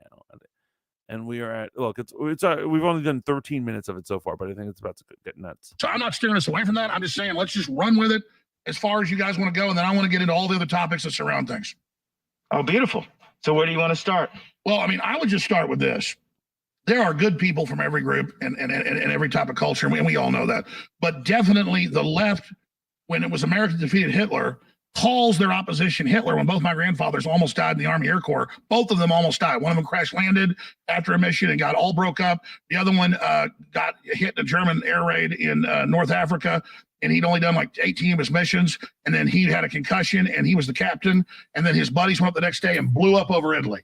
He was always freaked out about it. Never really talked about it until he died, but when he died, we read the letters and all the awards he had and stuff and the things he did after that, and then, re-upping and recommitting to the Army Air Corps. So I take it as an offense to have George Soros and people that actually work for Hitler rounding up people tell me I'm a Nazi when I almost don't exist when my grandfathers went over there. So I got a lot to say about this as well. It's just nuanced with the whole thing that's going on. But expanding on that, give us, because I want you to go wherever you want. So let's just have you talk for 10, 15 minutes more before me and we got a lot to hear from Fuentes. It needs to be heard, but we want to hear from Ye. Go ahead. Well, I said with Ali Alexander and Nick Fuentes that we're like the SWAT team of free thought. And I go on with this battle ram at the door, and then they come in with these laser beams and have that information. And we work together as a team. A lot of times in media, they want to single out one person and burn them to the core. That is a Zionist approach. And they're asking me to use that same approach. Well, hey, don't say all people, just say specifically the businessmen. And then I go on Lex Fridman and I say who it specifically, and that's still not enough. They're still taking it too far. Everyone knows and agrees now that it's like a reverse version of American History X, the scene when they put the guy's head against the curve and kick the back of it. I still have nightmares about that scene. Wait a second. The so-called crime doesn't deserve the punishment. What did I thought? Well, that's right. You're not Hitler. You're not a Nazi. You don't deserve to be called that and demonized. Well, I see good things about Hitler also. The Jew, I love everyone. And oh my God. You can love. This is still the worst scene ever. Yes, it's fucked me up so much. It fucked me up. So bad. I gotta say, remember the thoughts and feelings of Ye do not convey the fanboy modeling school. In one way, shape, or another. We are commentators. Yeah, we're merely commenting on. That's what my spirit looks like when he said that. I'm like, no, yeah. You try to stop him from speaking. Yeah, no, I feel you. And you can love what we're doing to you with the contracts. And you can love what we're, what we're pushing with the pornography. But this guy that invented highways, invented the very microphone that I use as a musician. You can't say out loud that this person ever did anything good. And I'm done with that. I'm done with the classifications. Every human being has something of value that they brought to the table, especially Hitler. How about that one? Harry Emanuel, how you like that one? Hey, Ron. Yo, he said especially Hitler. He didn't say Hitler. Man, when things go far, far left, right? Yeah, when things get completely out of hands. When keeping it real goes wrong, right? So I've been trying to do that thing I do where I look and I say, well, this is what the person was attempting to say, right? And I know what Ye is attempting to say right now, but I'm not going to be the one to defend him. I draw the line somewhere. I draw the line somewhere. Here's what I'm saying. He's trying to say, he's like, I'm not going to say that, they haven't done anything good. I'm perfectly fine with them not getting their credit for creating gene therapy. I don't have to give them credit for shit creating highways. I don't know if they did. I don't know if they really did. But if they did, fuck their credit, right? When I watched Captain America Civil War, I was like, I don't care that they kidnapped that little guy and put him into a machine and made him a green talking tube. He got what he deserved. I never felt bad for that guy. Right? I don't feel bad for any Nazi that was executed under war crimes. I don't think too deeply about it other than you got what you deserve. Now, I would like to see some of the, the militia members from Rwanda get that same treatment, but that's neither here nor there. Kanye, first lesson in social capitalism: you never defend Hitler under any circumstance. Oh my God! It's like you saw Tropic Thunder. Yes, you never go. That's full. Like they say, you never go full. Let's not finish that word. But yeah. RM says, does he really think Hitler that failed to get into art school was an inventor? I think he does. I think he's attributing some things that other I don't think you can and prove scientists that he made any of these things that he's saying. When I say other, let me not even say that, because I would say that that almost infers that Hitler is one of those two things. He's assuming that what some German engineers and scientists accomplished is somehow attributed to Hitler. Yeah, and which is just, I don't assume because the first person to ever perform open heart surgery because he was a black man that I can do it, right? So I don't assume that Hitler had anything to do with any engineering feats or scientific feats, done under his lash. Or because he's acting like Hitler made the compression mic, and like no, a German scientist did that. There's no way Hitler did that. Yeah, that's what happens when you don't stay up and read the rest of the Google article and you just go first he read the first paragraph of Wikipedia and then he fell asleep. He's like, boom, got him, coach. Their uniforms looked really spiffy. Yes. That's too much, RM. That's too much. That's too much. You can't even. I would say, and I'm about to cancel this. We're about to all get canceled about what I'm going to say. All of us. Not Nazi style, as RM is suggesting, is a really good villain style.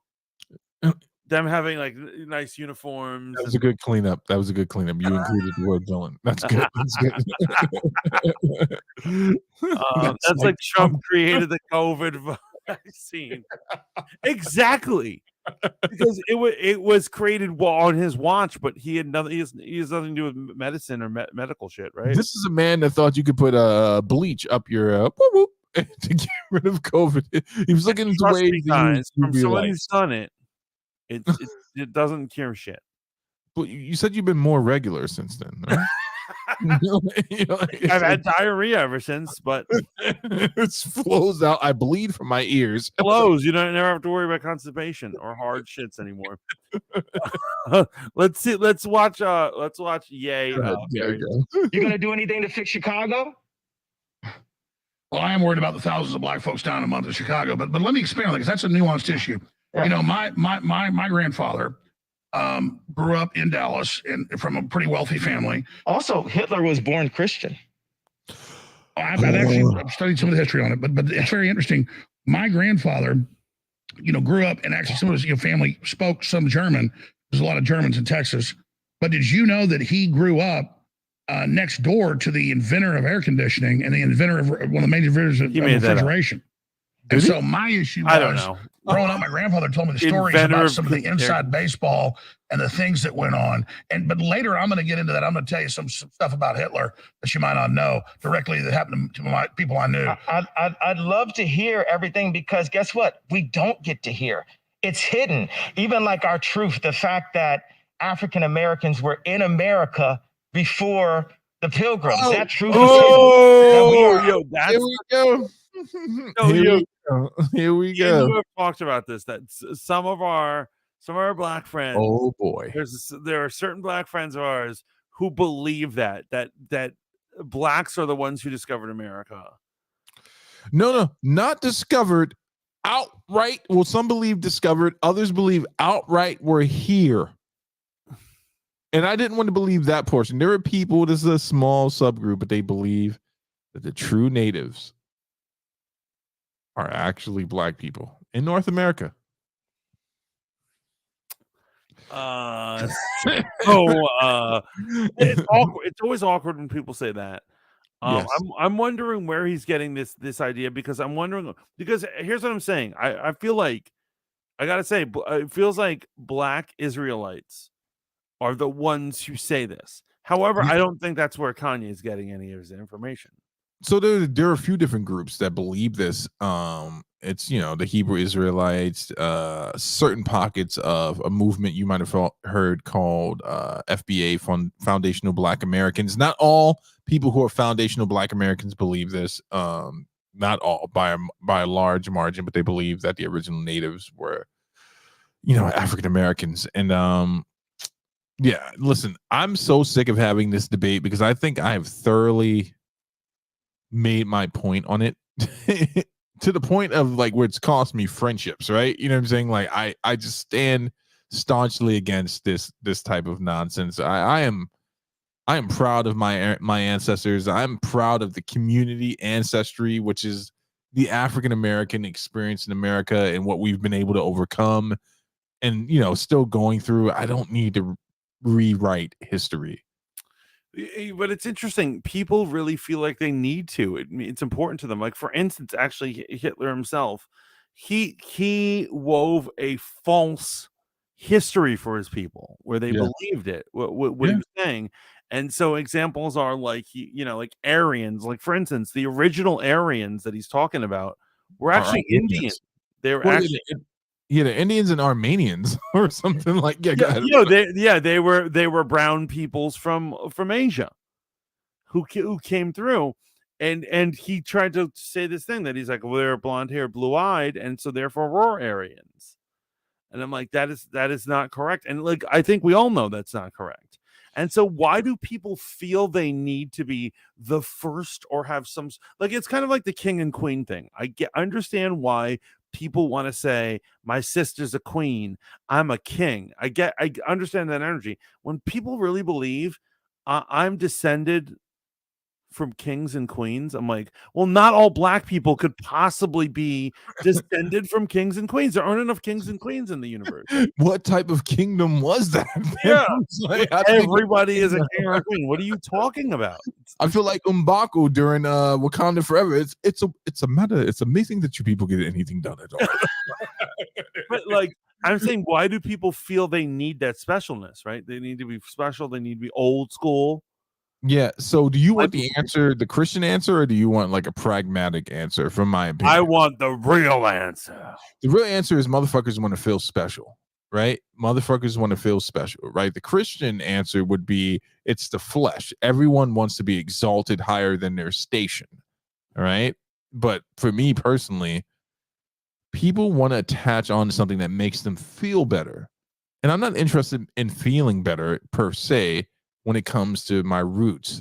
I just want the truth, and what I know of my family and what I know of our history and what we've survived from the migrations from the South to the East Coast, to New York, what we've endured and what we've overcome, and what our forebears went through in the 60s, the 50s, the 40s, the 30s, the 20s, the 10s, 19 in the 1800s, just so I can sit here and pontificate and wax philosophy with your ass it's enough for me. I don't need to rewrite the history and the culture of another people. I don't need it either. I don't understand. Like, here's what it is. I get no joy out of genealogy. You know, people are like, yo, I looked it up and my great-great-grandfather, blah, blah, blah. Good for him. But like, my whole take on it is like, they don't affect me. I'm not getting richer because my I found out I had a great-great-grandfather who was a pastor, and he fought for Native American rights, and he walked with the Native Americans during the Trail of Tears on my white side. And I'm like, well, good for him. He's great. It's not going to make my rent less. I'm not getting money or energy out of it. Like, what is the point of this? And so I don't see why people, like, here's what it is. My father was a scumbag, and you know, people before him probably were scumbags too. And I just don't see why, even if I had royalty in the past, that doesn't affect me now. So why would I care? Yeah. Why does anyone care? Doesn't improve your standings now, man. Yeah. But in regards to Kanye and the conversation they're going to have right now, right? And where Kanye is going to go. I know we're at the 1 hour, 41 minutes, 41-minute mark. Yeah. This is when it becomes completely apparent to me that he's entirely confused and it's making no sense. I understand the sentiment he's trying to convey, but at the same time, it's wholly idiotic, right? I understand that he's trying to say that we can look at the things that happened under Hitler's regime, but that has nothing to do with Hitler. He wasn't, as Chris pointed out, Hitler wasn't the one that drove these results. These people, you know, they were already well established in their practices and their careers. It's just insanity, bro. And then here's the thing, man, and I'm going to say something that's going to ruffle some feathers. This is not the first time I've heard this bullshit. There are people who drive a false narrative on the internet where they take a Hitler quote that is not a real quote. It's, as far as I know, I'm almost 95% sure this is like fictitious. Well, they'll take a quote that's supposed to be from Hitler, acknowledging that the black people in America are the true Israelites. And I'm like, if I'm gonna ever have anyone co-sign for me in life, it ain't gonna be Hitler on any level. It's not gonna be. Yeah, that's nuts. Yeah, go look it up. This is not something I'm making up, folks. This is an argument. And if you look up Hitler, Black Hebrew Israelites quote, I'm sure you'll get it really quickly when he it's supposed to be this quote where he refers to black people as the true jewel or diamond. Forgive me for getting that part wrong, of Israel. I'm like, yeah, I don't know. He did kill a lot of gypsies and a lot of black people that were in Germany as well. You don't want to be you don't want to be vouched for or validated by that dude. No, if this is one guy where it's like it's O.J. Simpson, Hitler, R. Kelly, I don't want these guys speaking up on my behalf. It's funny. Ye brought up R. Kelly out of nowhere earlier. He was like, "We could." Yeah, well, I get that. I get that. I get what he was trying to say. He's saying that a Christian would go evangelize R. Kelly while he's in prison. I get that. Yes, I get that point. But a Christian should not be like, "Well, Hitler said," it's like, you know. Before we get any further, Alex is trying so hard to pivot. Absolutely, you can visually see that Alex is not vibing with him. He had two grandfathers who fought the Nazis. No. He hates Nazis. However, he loves F all that. It's got nothing to do with his family familiarities, right? It's got to do with the fact that he's got $1 billion payout over his head, and he's like, I can't see pay another $1 million, please. You're supposed to make me money, not make me lose it. Right? Inventor of the AC Willis carrier was born November 26th, 1876 in Angola, New York. Off of Wikipedia. Thank you, Chris. Here, let's watch Kanye meltdown more. Yeah. Actually, the Native Americans, or some of us are Native, or the fact that what Kyrie got in trouble is pointing out that we're Jewish slave boats. And then look at Australia. Yeah. They've done some of the genetic typing of the Aborigines there. They're basically Africans. There you go. So all of these truths, and then the current truths about banking, about the government. My favorite thing that I got to say with Tim Pool was, Rahm Emanuel was right there next to Obama. Jared Kushner was right there next to Trump. What are those two people, those two Zionists, I gave it away, have in common? Nick, can you pick that up and expound on that? Absolutely, yeah. And it's interesting because you've been going on these interviews with Lex Friedman and with Tim Pool and Piers Morgan, and they always say, well, don't talk about a group, talk about the individuals. Should we skip what he has to say? One, it's hypocritical because in the same interview, Tim Pool said, well, wouldn't Ye be so great for the black vote? You can say the black vote, but you talk about Jewish businessmen, and somehow that's a problem. You can't talk about groups when it's one, but not the other. The other thing is that there is something baked into the cake in Judaism, which affects how they're brokering these kinds of contracts with entertainers like Ye.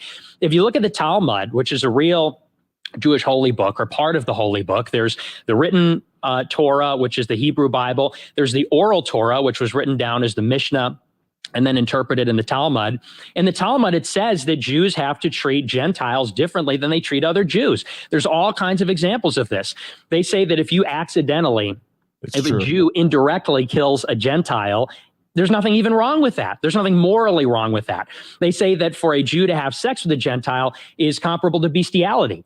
They say that the semen of a Gentile is like that of horses. They also say that you can't give a gift to a Gentile. A Jew is not permitted under the Talmud to give a gift to a Gentile. They're not permitted to charge each other interest, but they're encouraged to charge Gentiles interest. What do they say about pedophilia? They say that that's in some cases licit. Well, I mean, so you're telling me in their holy book, it says it's okay to be pedophiles as long as it's not another Jewish person. That's something that came from Adam. I'm not 100% sure. Well, let me just get this. Let me just get this out front. I believe in free speech. And that's why I want you to be here and be able to say whatever you want. That's I'm why quite a historian from a lot of multifaceted views. So at a certain point, I'm going to give my nuanced views of this because there are power structures and there are mafias and there are cliques and there are groups. And there is certainly leftist Jews that call everybody Nazis they don't agree with. If you don't want open borders, you don't want your guns taken, or you don't want to take a shot. The ADL had a meeting 2 weeks ago and said, Alex Jones is an agent of evil. He should be taken off the air. He's the devil because he doesn't want you to take 4 shots. And I'm like, what are you doing calling me anti-Semitic? I'm not against groups. I don't get into group politics. Adam, sorry. I didn't mean to say that. Alex. Yes, sir. I've got the perfect answer for the ADL. They are going to have to listen up. What we did is we brought Netanyahu with us. Oh, boy. This is where it gets nuts. This is truly nuts. I'm in the twilight zone right now. Netanyahu, what do you have to say? What do you have to say to Alex Jones right now, Nick Fuentes and Ye? Right where I tuned out because I was like, bad. It was bad for Trump to meet with Nick and Ye. oh my God. Okay. I had no idea your voice is going to sound like that, Netanyahu. So you don't like Benjamin Netanyahu? I just heard about this guy 2 weeks ago since the tweet, and I thought he had a funny name.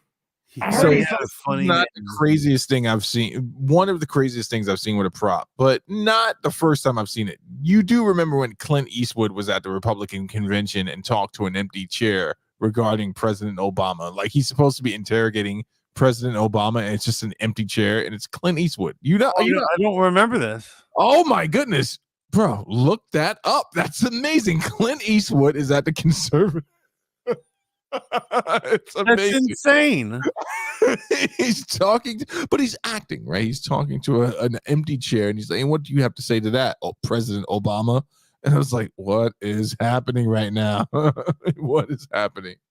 Yeah, Shaolin says he is so far gone and said, "Yeah, absolutely." And you got to see like him doing the squeaky voice and doing all that whole thing, that whole bit with Annette and Yahoo.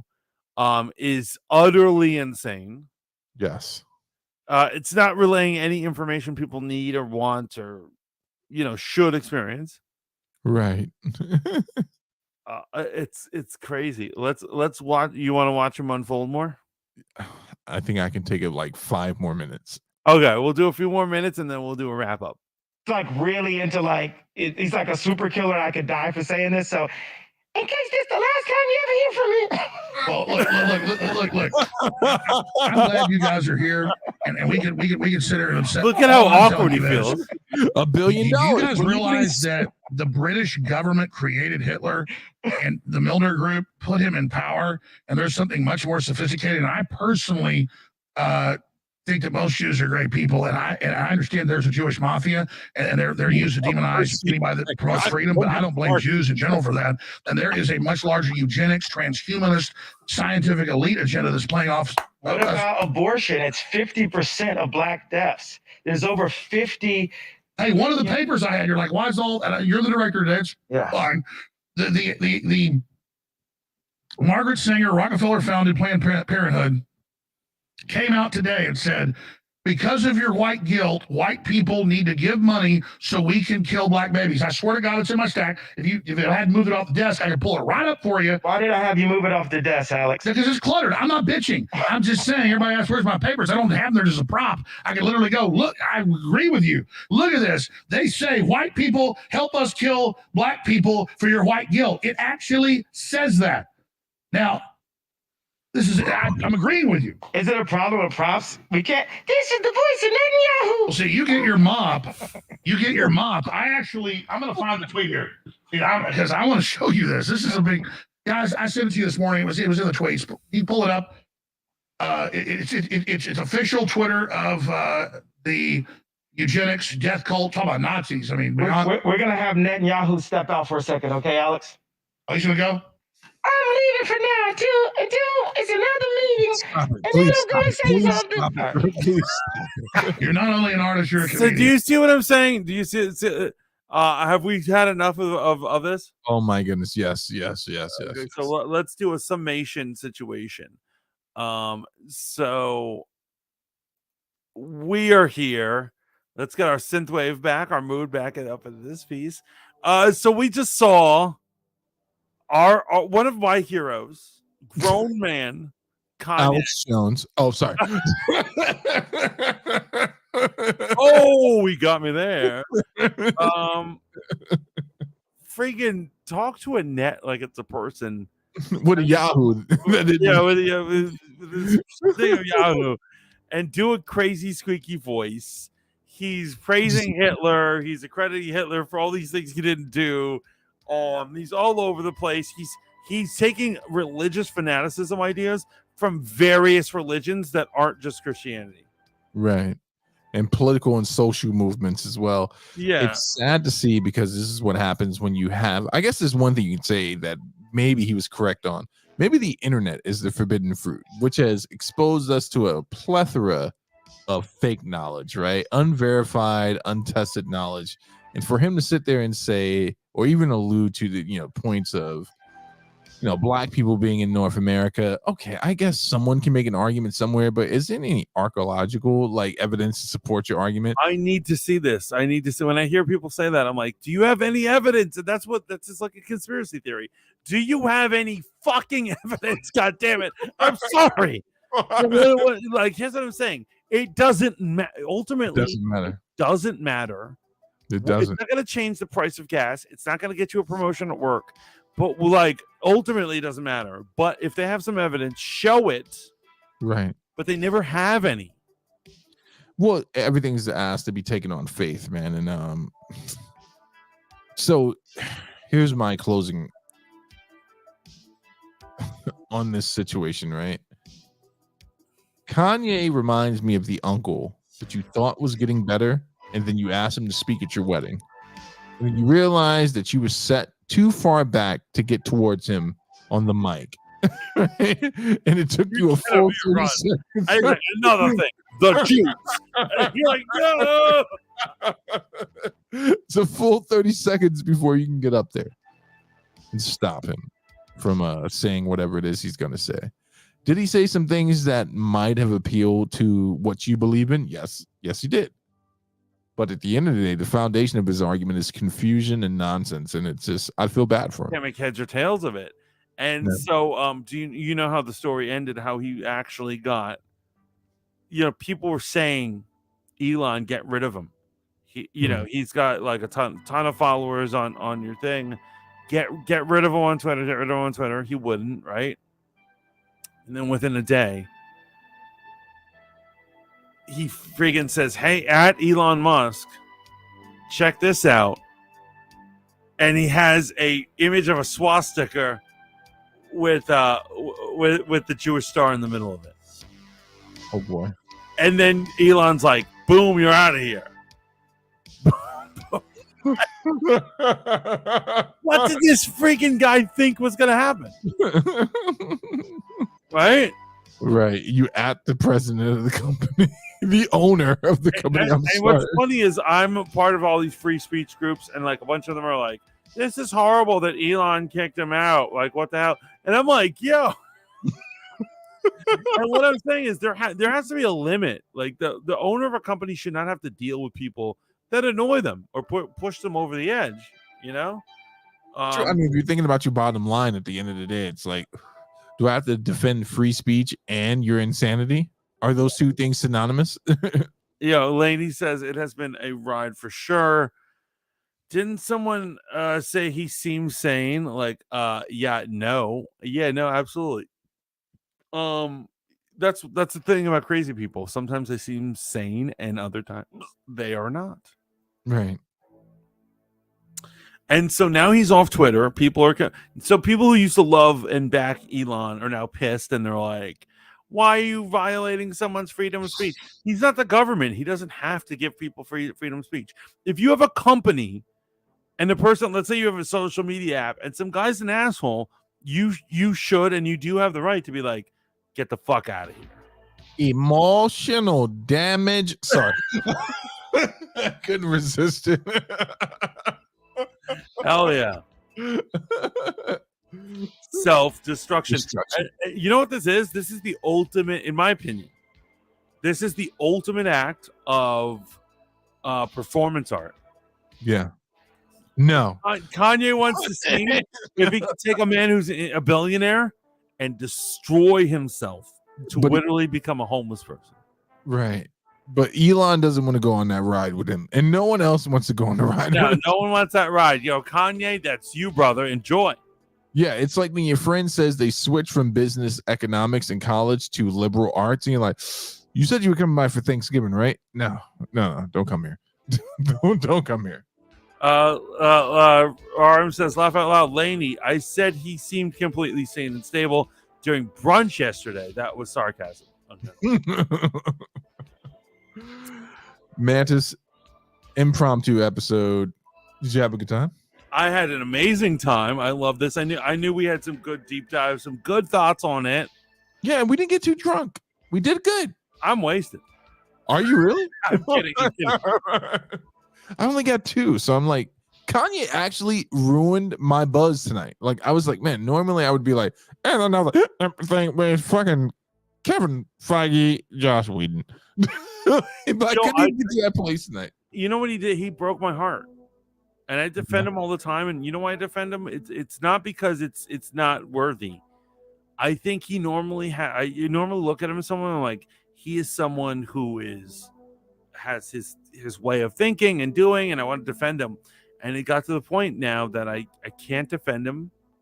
I don't know what to think about this dude, and it's upsetting.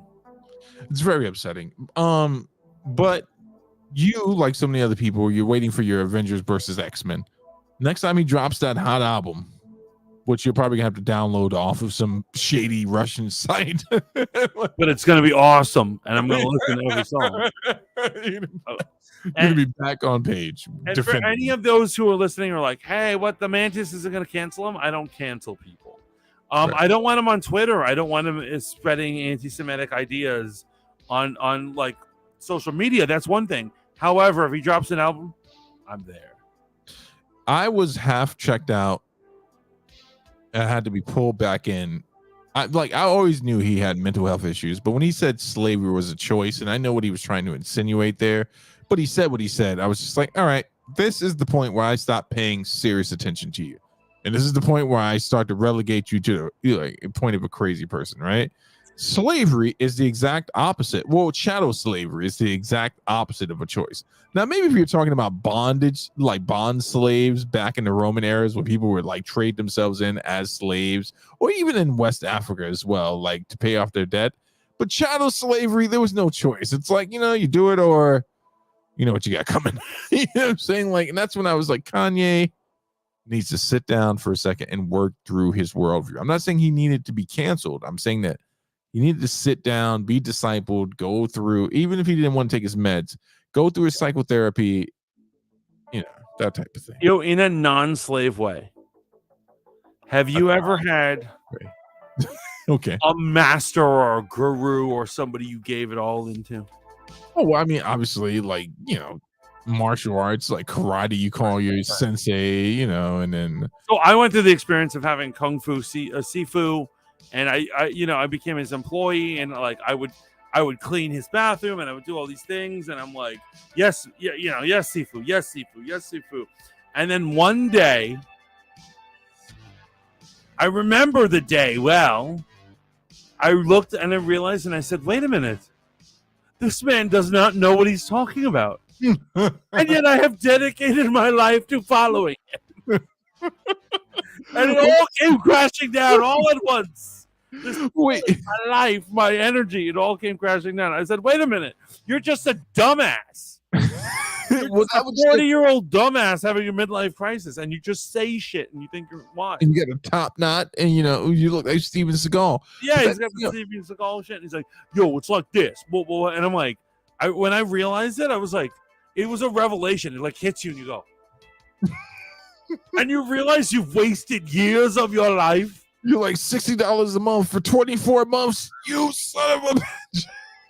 And that is what it was like seeing Kanye do this. It's all a fucking joke, man. It's all a joke, guys. Candace Owens is up there too. Hell yeah. Yes. I can't wait. Here's the problem: people can't cancel Candace Owens because she's cute. Let's all be real about this, right? Candace Owens is a cute conservative woman that, she fits the bill. They're not going to cancel Candace Owens. I guarantee. Prediction. Huh? Prediction. Go ahead. Candace is going to have a meltdown similar to Kanye. Kanye infected her with his madness. No. Your prediction is so wrong. Candace is so calculating that she would convert back to liberalism before she ever went down the path of Kanye. Don't talk like that madness. She's branded and she's invested. I believe she believes what she says too. I don't think she's just saying it for shock value. I really do believe that she believes it.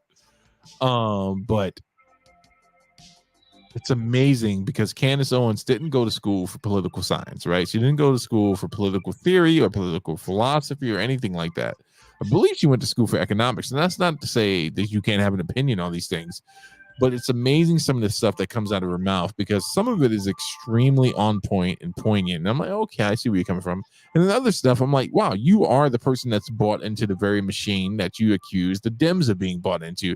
Like she was a staunch defender of Trump, even when he was wrong. And that's when I jump off the boat with anyone, even Obama, especially Obama.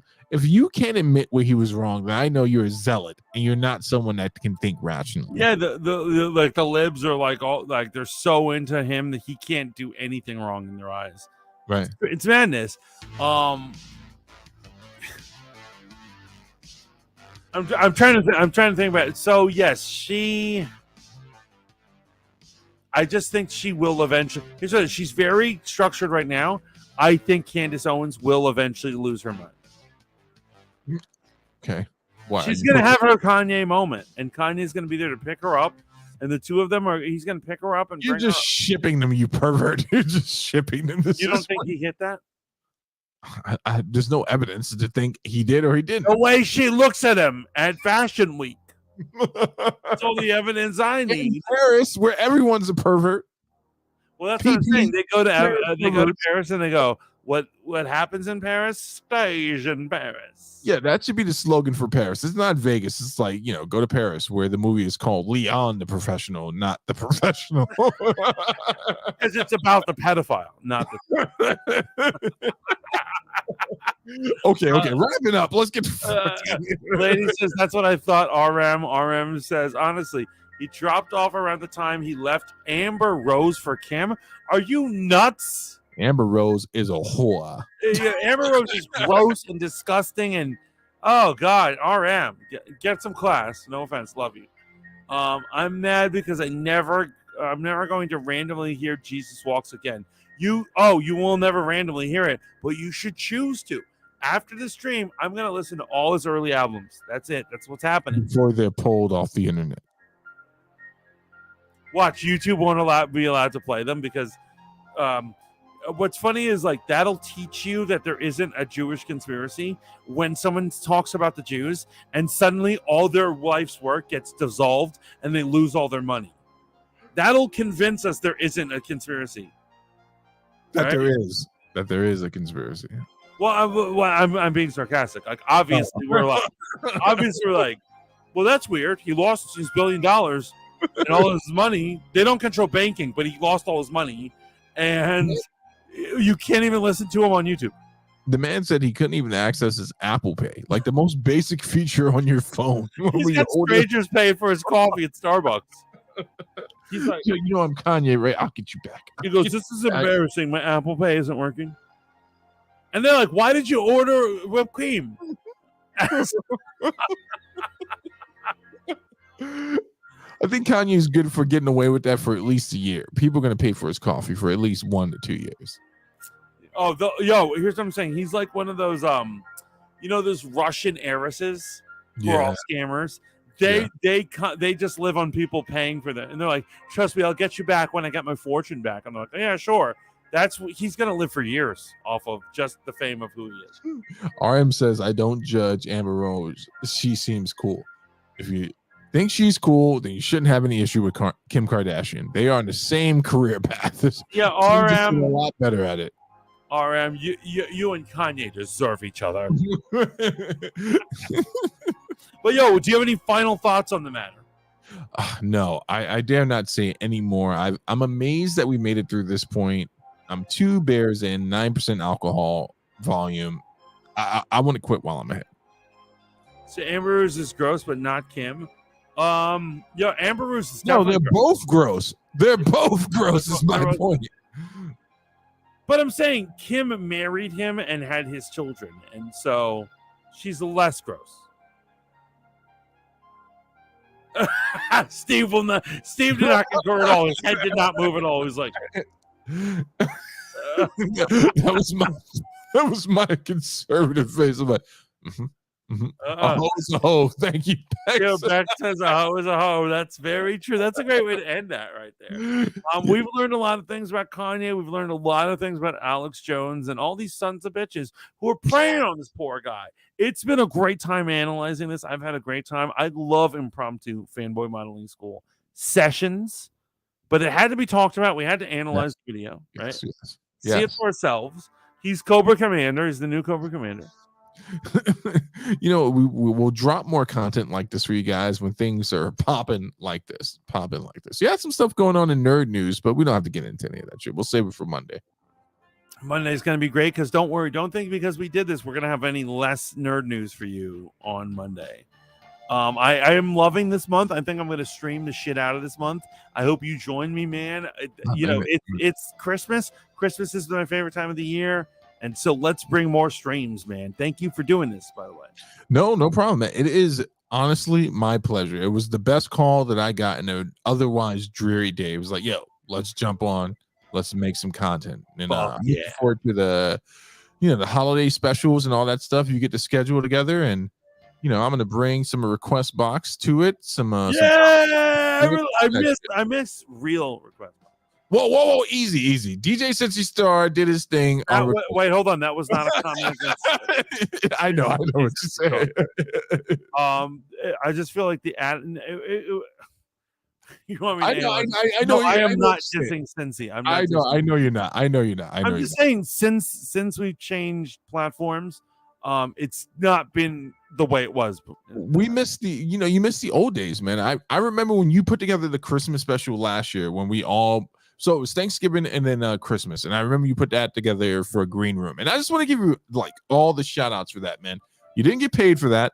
Green Room didn't send you $1 fucking dollar, and you organized streams with some of the most notoriously tardy, fickle, mentally disturbed people ever, right? People waking up for their streams when the stream starts.